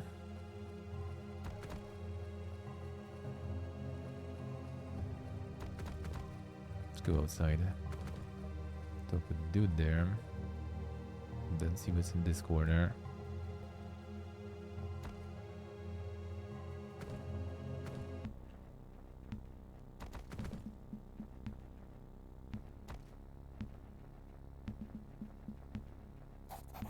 Thing on the edge of the cliff is a crewman from the Zephyr, lucky enough to have made it ashore. A menace swaying and looks in shock. Saw it, by the dead, I just saw it out there. The thing that sunk us, it's still out there. When begins jabbering incoherently. Found anyone else alive? Well, I mean, we did. This guy wasn't here before. Hey, Jury. You did do them. You did do them in the end. Feels good. Was successful. Finally wrought telescope used for astronomical observations. The lenses are no doubt the product of some of the Empire's finest heliomancers and allow stars to be observed even in full daylight. Heliomancer, Imperial Magi specializing in the crafting of glass. Oh, welcome back. Everything successful there? I'm in the seas. Upon the churning grey royal that surrounds the windswept shores of Idra, far out there among the great waves and the beating winds, you swear you momentarily see a great glistening shape shifting just beneath the surface. Whatever madness has befallen this island, you are certainly safer here than on any ship out there. Then let's go further. Sky. Point telescope skywards, and after a few moments of searching, you find the gap where the stormy skies have parted just enough to allow you to examine the stars in their firmament. A lot of 5+. Unlucky. You get none of it? I thought I had like 2 or something, no? Or is it because I wounded or something? Well, it still wasn't 5 though. Whereas your knowledge of astronomy is quite lacking, you are nonetheless left with a feeling of wrongness that you can't quite explain. Maybe you can do something about it. Probably not. I bet you also have it kinda worse. Only 1. Unlucky.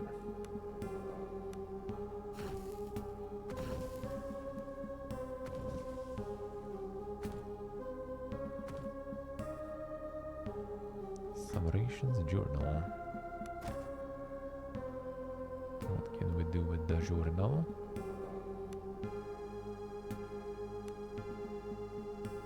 I'll read them. Contains a large amount of tabulated data that appears to be astrological in nature, interspersed with notes. Final entries appear to have been made only days before your arrival. Observe the strange dancing lights in the sky, not unlike those sailors to the far south describe near polar regions, yet somehow different. Colors indescribable, mesmerizing. For a fleeting moment I even thought I heard sound, somewhere between a deep wail and singing. Could not perform observations tonight, charts of instruments are off and I cannot make sense of the sky. There are bodies there, bodies that are alien to me. Must be some form of comet storm or some other extraordinary astronomical event that has not been predicted in the Imperial charts. They're wrong. I have done the calculations over and over and I come to the same conclusion. The stars are wrong in so many ways. As I observed an alien cluster in the southeastern quadrant, it dawned on me with absolute certainty. I am not watching them, they are watching me. Guys, dread to look again, yet I feel compelled to do so. They beckon me, certain that if I look again into that dreadful cluster in the southeastern quadrant, I shall be undone. Yet there are answers there, deeper and more profound than any mortal mind can comprehend. I believe I shall look again. I must. Guess that didn't go that well. The glass wizard, yeah.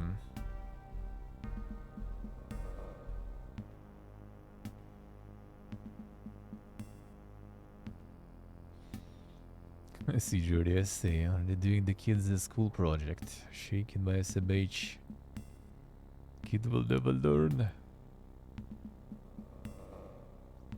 It's actually better than my club, to be honest. Why didn't I switch?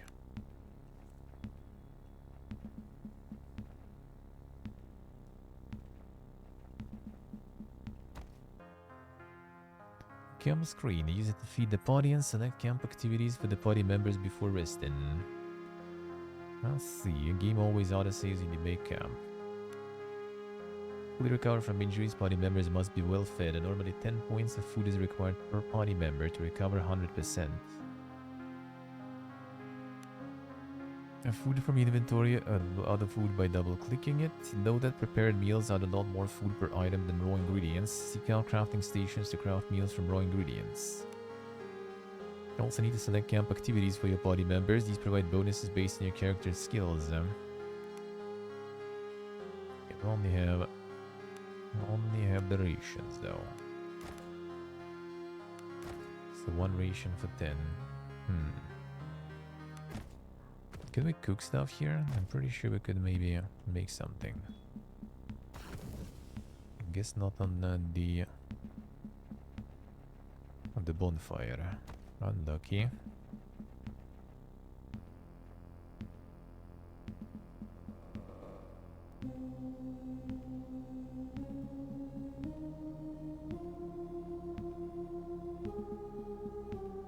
Okay, I decided to give 7-year-old the homework. And the week off school? Well, I mean, it's kind of more like a discipline thing, I think. We also had that. From the very beginning, I had the homework, yeah. I mean, it's like summer vacations, at least they were giving you like the list of stuff to read that you're supposed to read. It's not like, you know, mandatory, but you know, at least some you preferably should read.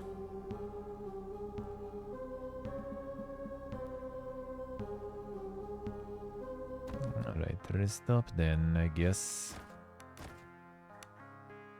Forage. Chance to find some extra food depending on their survival skill. That doesn't sound that good. Train. Lore skill. Arrows depending on their crafting skill. Entertain their diplomacy skill. Alright. Motivated condition to all party members. That we can do. What can you do?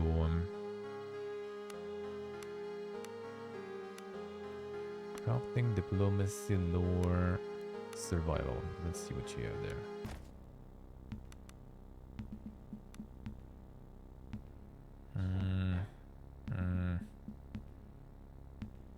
Guess we can try this for the autos, the crafting, I guess.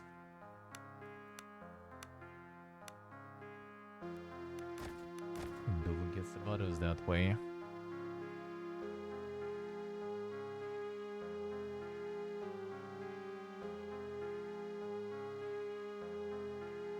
I don't know if I'll need to feed one of them. Like if I get only 10, it's gonna be half HP. Let's try actually, because I don't really need all of it.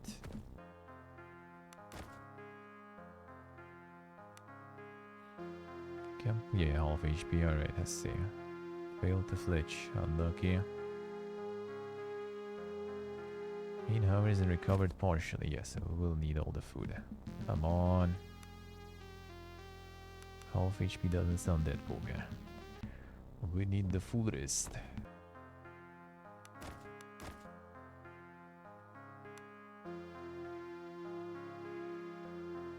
I got 1 auto. Insane. Well, that's something at least.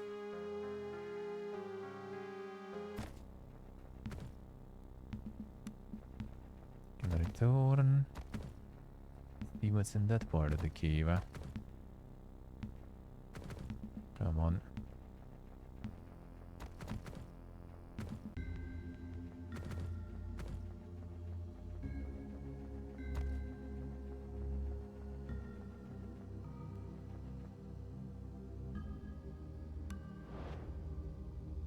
See what we have here. Look it over here.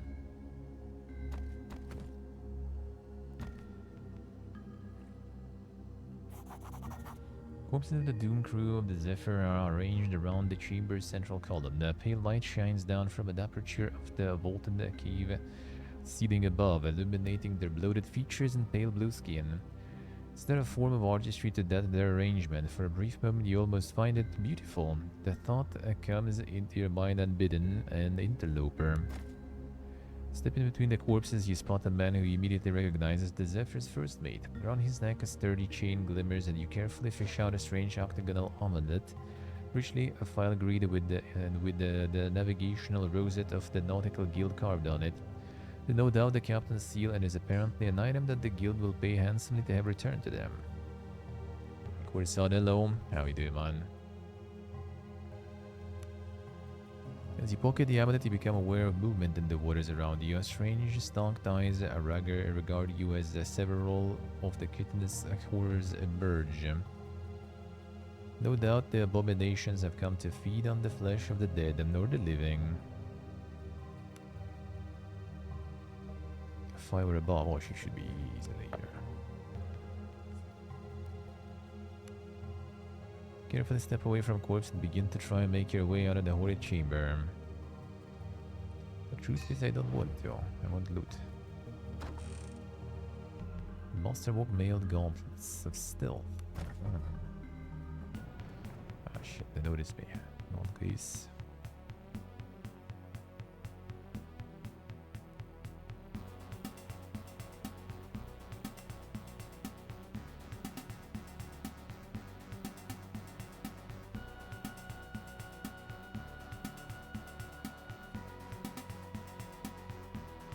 Peacing out.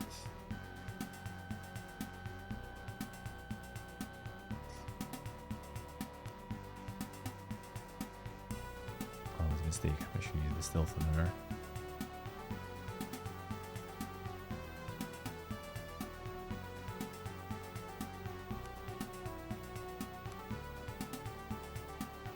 I don't have a lot of arrows now, though.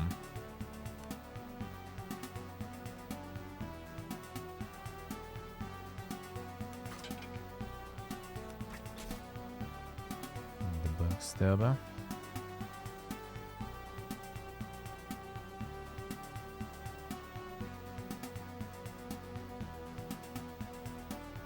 No. That was not something I meant to do.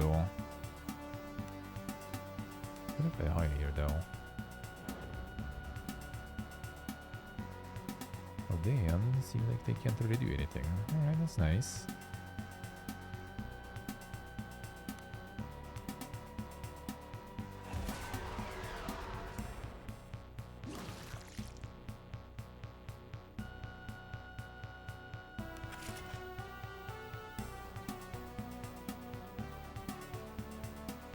Disengage, dude.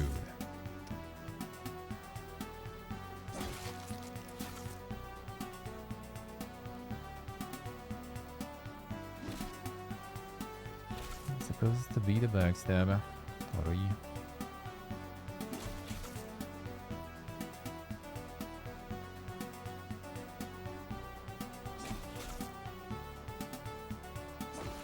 She's the buff.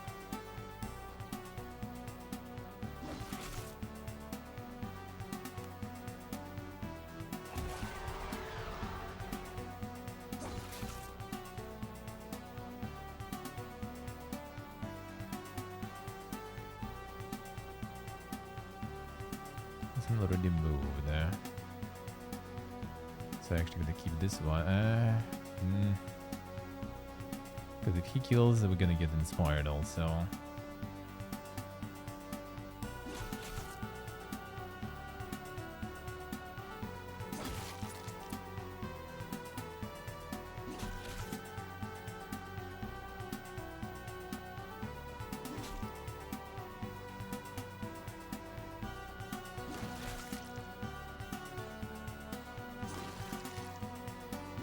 There we go.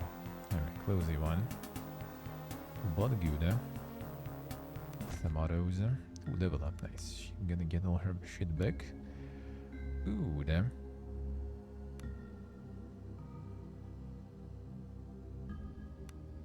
Start combat hidden might be actually kinda good. Increase the movement. Increase stealth. Hidden combat is actually kinda nice.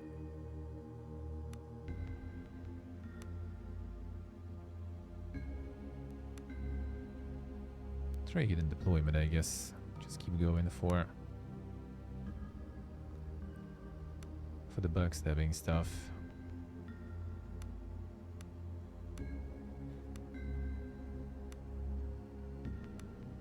Let's try. Alright, now get all the loot here. That's where we got the amulet, right, I guess.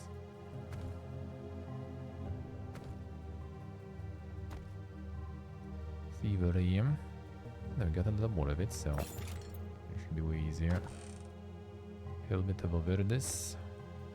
Okay, wait a second. So let's see, we did get Helmet of Avernus. And these gloves go to you. Let's want the stealth. This one already encumbrance one, so that's gonna affect my theory though. Even though I get +1 stealth this way, I'll lose some theory this way. Is theory actually affected by encumbrance from gloves? Where did this go? Stepping into fresh air, you pull the strange octagonal guild seal from your pocket and examine it more closely. Dark metallic surface is covered with intricately carved lines and symbols. It reminds you of a mix between a compass and an astrolabe. Try and think if you heard something about like this before. I don't have any crafting, so I might as well try. There's gonna be big YOLO though. But we might get lucky. Not lucky. This artifact is not mundane and you are inclined to agree with Count that it might be worth something to the Nautical Guild or someone else. Beyond that, the strange amulet is beyond your ken. Feel the weight of the strange device in your hands. After a moment you are back on the deck of the Zephyr and monstrous tentacles rise above the ship like strange alien towers and terrifying screams fill the air and you shudder. Count's voice snaps you out of it. If we ever get off this bloody island and back to the mainland, the guild will play well to have that return. Now I ask as you remember who told you about it. Don't worry, we'll split the coin. You can keep the coin. All I want is to be done with the guild and be free to wander as I like. Maybe wander up to my brother and stick a knife in his fat gut. Brother? Ah, it was my older brother who sold me off to the guild.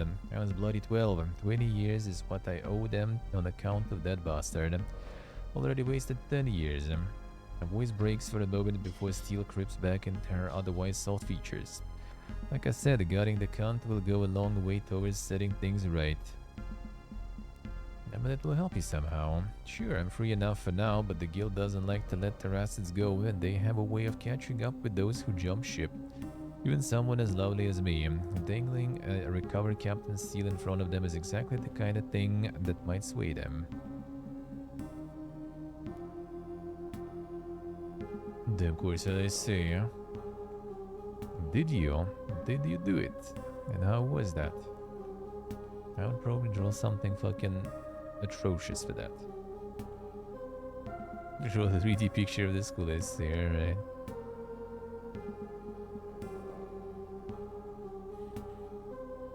Do what we can. I'm liking you more and more. Let's start by getting off this bloody island alive.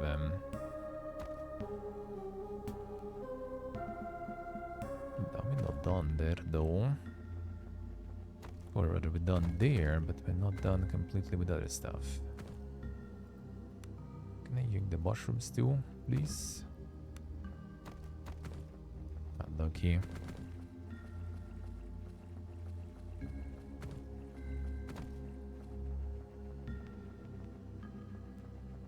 Got stuff on the top part still. Got some NPC also, I think, even.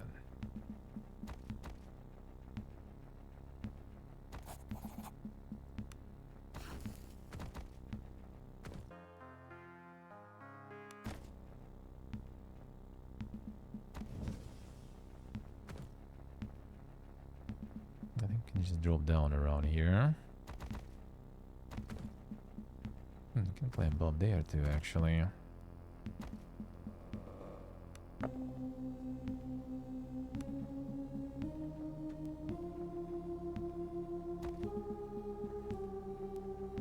Amoroka Yuga. Go with it, just go there. Kick. Didn't even check.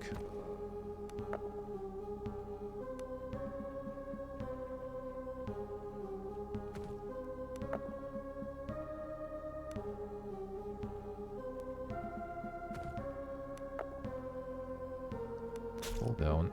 Unlucky.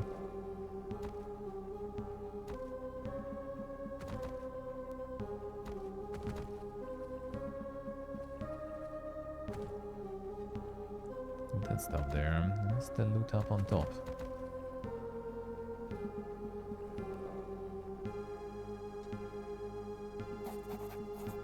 A lanky man with skin like sun-dried leather stares slack-jawed at you, dressed in rags and with a wide-brimmed hat and a large bundle of scraps slung over his shoulder.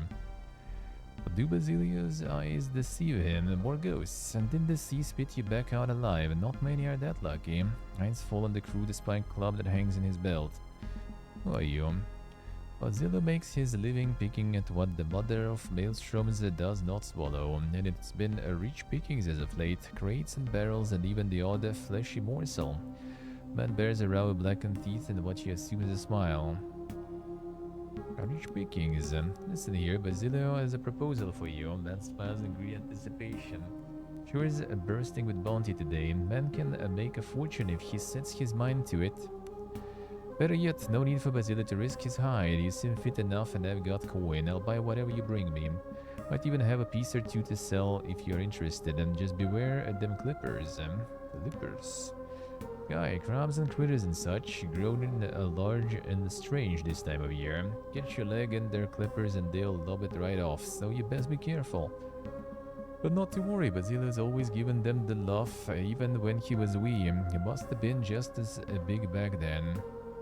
Although it doesn't really feel that way. Old man's brows furrow and for a moment he's lost in deep thought. Basilio will be warming his bones up at the old abandoned farmhouse right behind us. Find me there.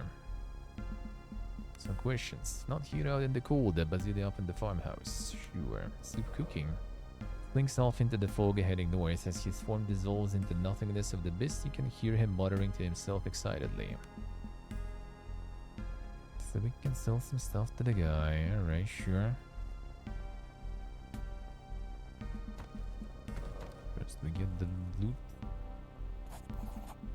Blood-curdling howl then cuts through the fog. Whatever is soars not far away and it sounds dangerous.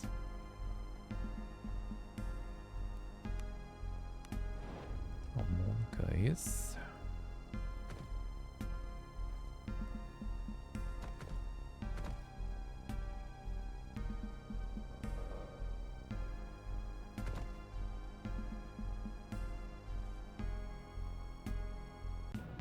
Come on.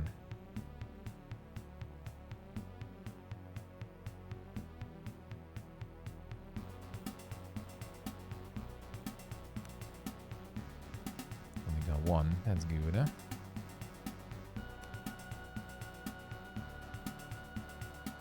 Alright, she's gonna melee. I didn't get the stealth deployment yet. So I need to do it manually. Sure. This one is alerted too now. Well, at least there's zone kind, so that's fine. Ability, boom.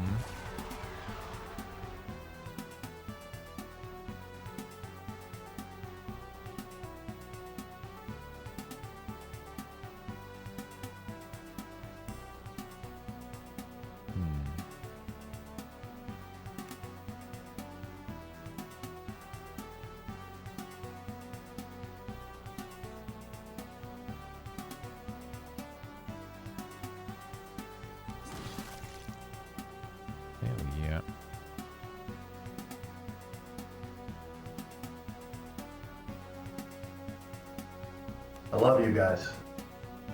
Peace. Oh shit, no, Amy. Don't come back to the dungeon. Thank you, man. Thank you, thank you. I appreciate it a lot. How we doing? How are you doing? 69, the glorious one. Thank you, thank you.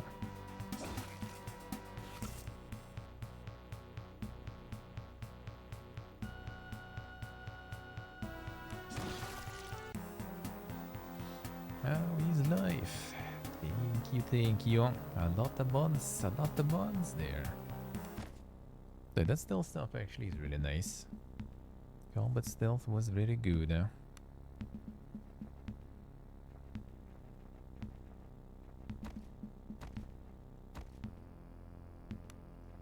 here.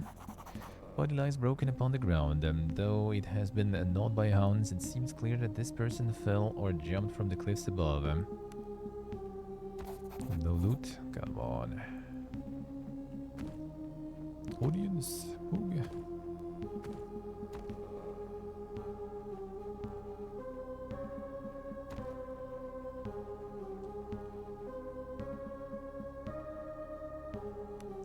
Let's see what's up there.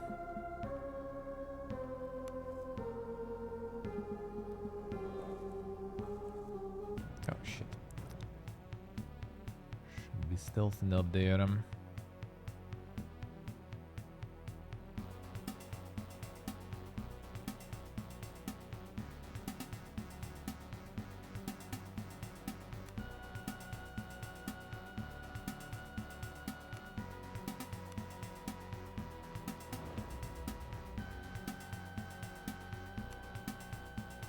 Some HP here, probably.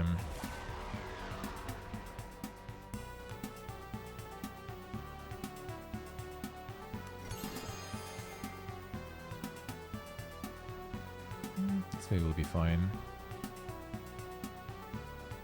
Should check, maybe I will be giving level up anyway soon. Yes.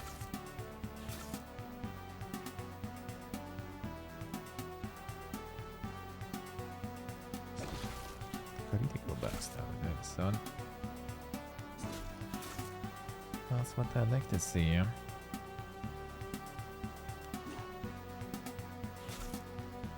Lady, you need not to die for now. Yeah, this guy's gonna deal with them.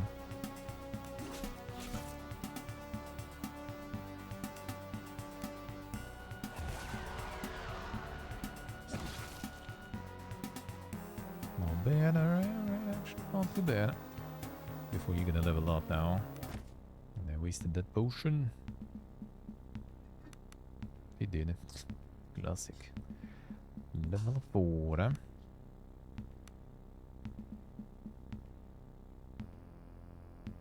So we got the forward. That actually is a really good skill. I like that. Oh, solid. Not super crazy, but that's alright. Still no ox. I don't know. Should I even go for the well swings for now? Is your toughness? Second wind. Oh yeah, wait a second. The charge might be nice actually. Get level 3 plus charge bonus. Extra damage from the charge.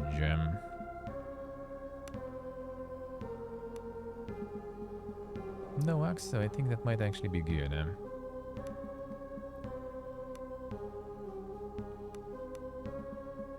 Go towards this. Okay, fine. Let's try. Level 5 next time though, so I'll open some new abilities. Which I guess is kind of nice. I'm gonna have like one to spare.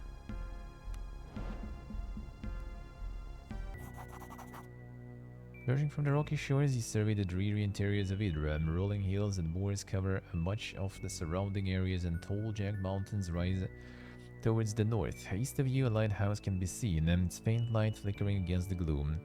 Beyond that lies a bay, and from its far shore, the wind carries the foul stench of burning corpses. Something wrong here on this island. There's something really bad. Came here for a reason, right? With mercenaries and all. Had to have been something important. It's hard to find somebody. As intently as you tell her about your quest to find Embla Baron. Girl's lucky to have family care for her. So the old man told you she was last seen in the Horin, right? Well, I've been to Horin. I landed there on our last run. I could tell something felt off about the place, but nothing like this. Here's how I see it. Horin isn't far, just a day's march to the east around the bay. However, I think we need to be all clever-like about this. Make sure we rearm and maybe even try to pick up a few allies. If we rush in and end up dead, we are not doing the Embla any good, is what I'm trying to say. So we should explore around a bit, right? Gather a bit of intelligence and whatnot. Yeah, just like that. See over there? Points toward lighthouse to the east. The lighthouse still lit, so it's bound to be manned. If we make our way there, we might find out more about what's going on. Might even scrounge up a hot meal.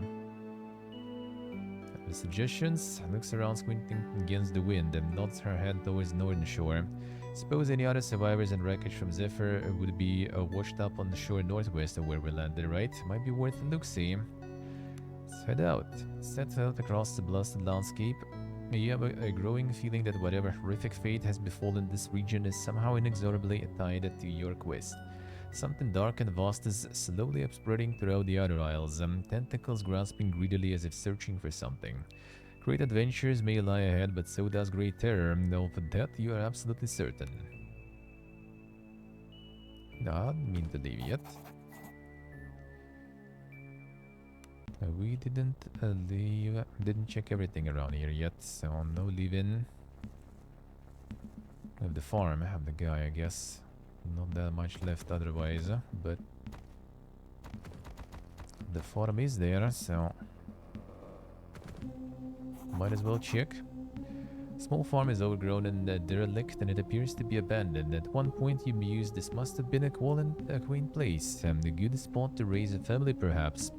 Suddenly, as if summoned by your very thoughts, the faint but unmistakable sound of children's laughter is carried on the wind, and the sound is oddly distorted with a strange echoing quality, and for some reason it chills you through your bones. Sound is interrupted by a woman's cry of pain, or perhaps sorrow. Go wherever you want. Well, seems like it goes the overworld way, as you can see. Okay, you know, like Fallout 2 style. As in, you can just walk the map and have locations on the map. I mean, not sure as the first time we got there. Until now, everything was kind of more or less streamlined. But it's kind of like, you know, the intro sort of, the prologue here. So yeah. And now we're gonna be out in the open. By the looks of it.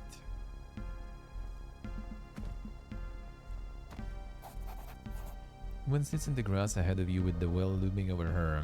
She is emaciated, ragged, and covered in grime. How long has she been sitting here? Days? Weeks? Rocks back and forth, almost catatonic. Then suddenly you hear it again. The clear sound of playful children's laughter rises from the well. The woman wails. Monka is... They have all the potatoes with carrots here. We'll take that.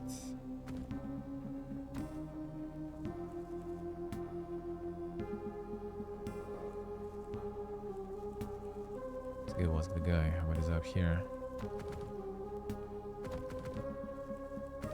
Probably gonna go in from the well or something.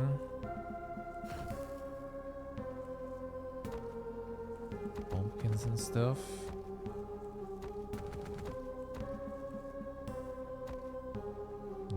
One too. Then go to the edge, you get teleported out on the overworld map. Beds and inns. Keep an eye out for beds or inns. Rest in while adventuring. Doing so is superior to sleeping in the wild. Resting in an inn or a bed, you have the option to manage your party. Means you can choose what characters get to be part of your main party and who should wait in camp. Camp followers do not earn XP and never participate in combat. Camp followers will for the most part not engage in the narrative. Few exceptions to this, however, and there are some cases where even characters outside your main party may chime in during conversations. That they don't get XP is kinda soggy though. Okay, that's where we can make some food.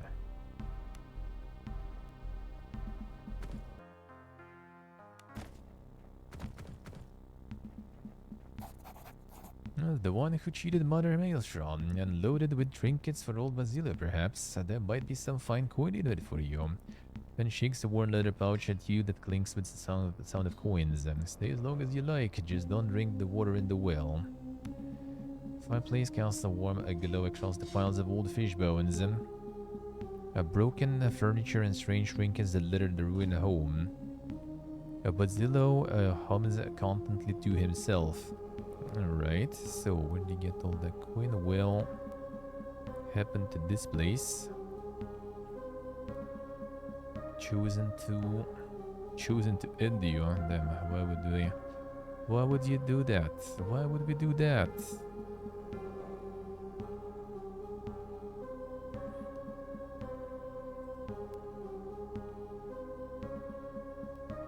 What's with the well?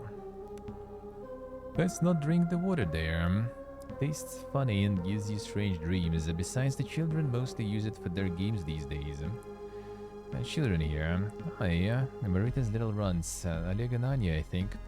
Spends most of their time playing with their mother in the well. No, don't worry, little ones are right as rain. Sometimes I even hear them laughing and singing rhymes all night down in the well. She get all the coin and reaches into the leather pouch and pulls out a handful of strange coins that look nothing like standard imperial coinage. Though they are no doubt valuable, they are covered in greenish grime that make them almost look more like seashells than coins. Bounty from the deep, handed down from me, who got from me granda. He used to say granda was so strong in the old faith that Mother Maelstrom would let him go down into the deep and visit with them who lived there. Came back with the sacks of this he did.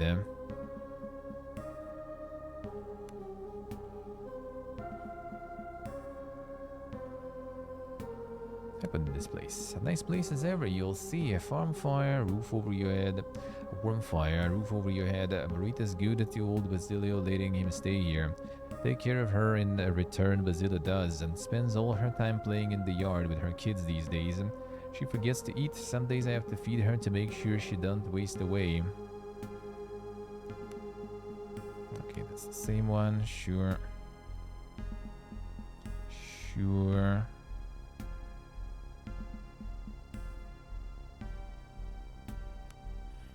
Let's trade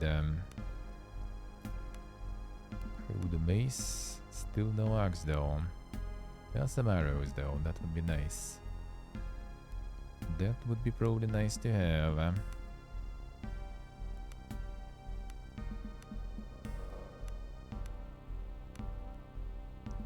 Some vitality stuff could be good too.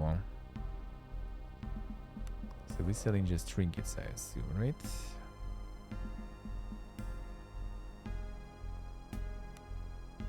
That's the trash we can sell, I guess.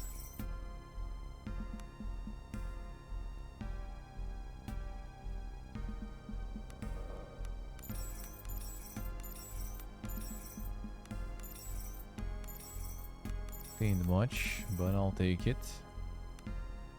So this is the ingredients. Like vegetables. Potions and ornament and stuff, alright.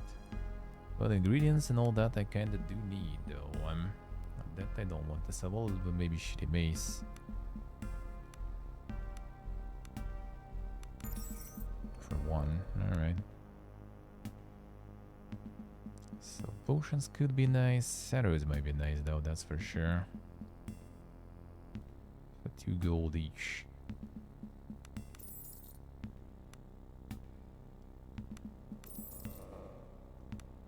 Actually, you should get better prices. Yep. Fuck. Here you go. Got the switch. Alright. I'm not sure if I would sell stuff with a better price to him too. But now we get autos with better price for 1 gold. Oh, that's a good difference.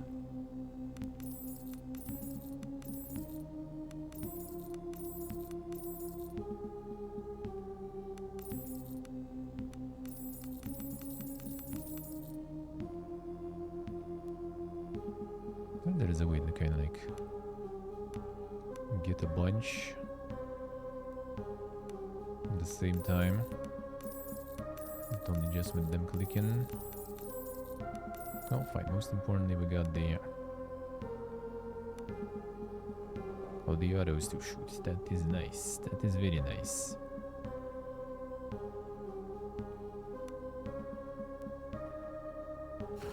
Can do some cooking in here.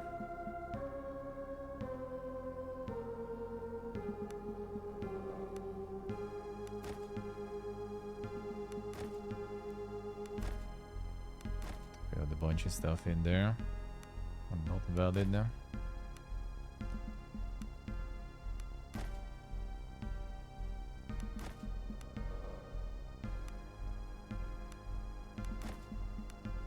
Pot with onion doesn't work. Come on, man. Eggs and bacon, farmer's omelette, mushroom omelette. Oh, that actually we can probably make. What else can go in the mushroom omelette then? Onion. Not even. Wait. Pumpkin, white pumpkin egg. Not valid there. Baked onions, farmer's omelette, dried steak, meat skewers.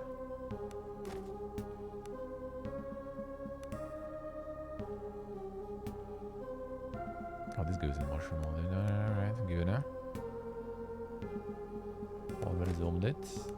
Uh-huh.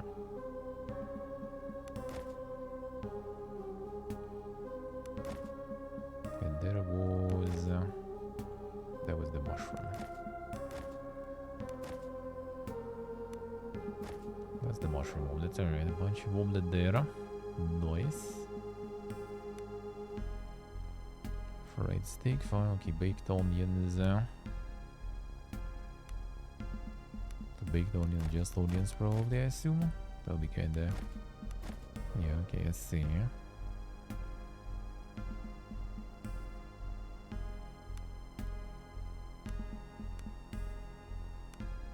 A baked fish gear.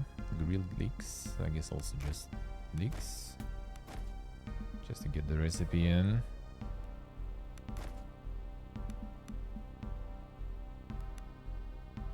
Baked potato. Okay, the same. Let's see. Mashed potatoes. The vegetable soup. Actually, vegetable soup. What else goes there?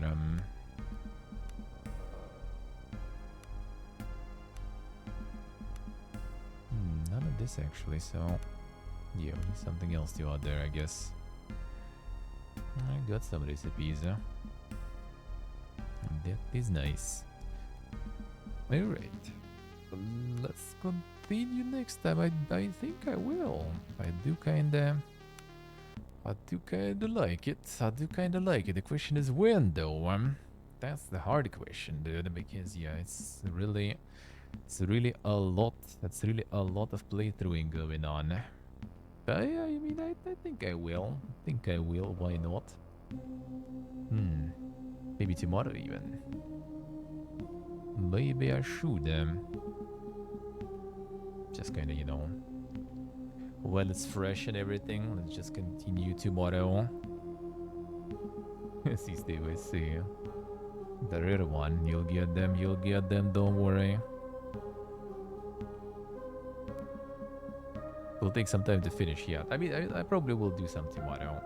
The thing is, like, I'm doing, like, for RPG Mondays, I'm doing Dragon's Dogma. You know what? I'm gonna maybe do 50-50. This and Dragon's Dogma on Monday.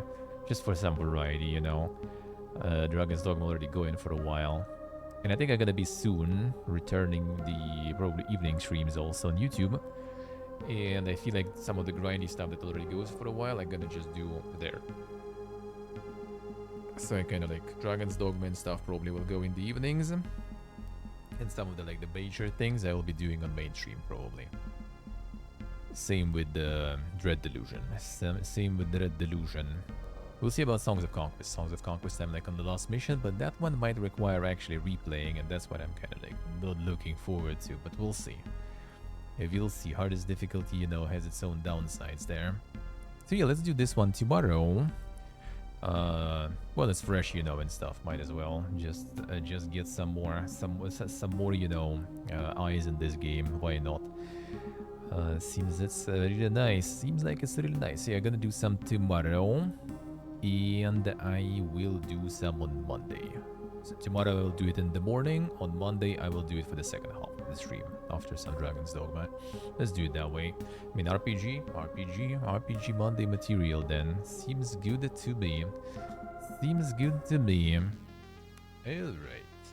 Yeah, it's really nice, dude. I like it. I like it. It's good, eh?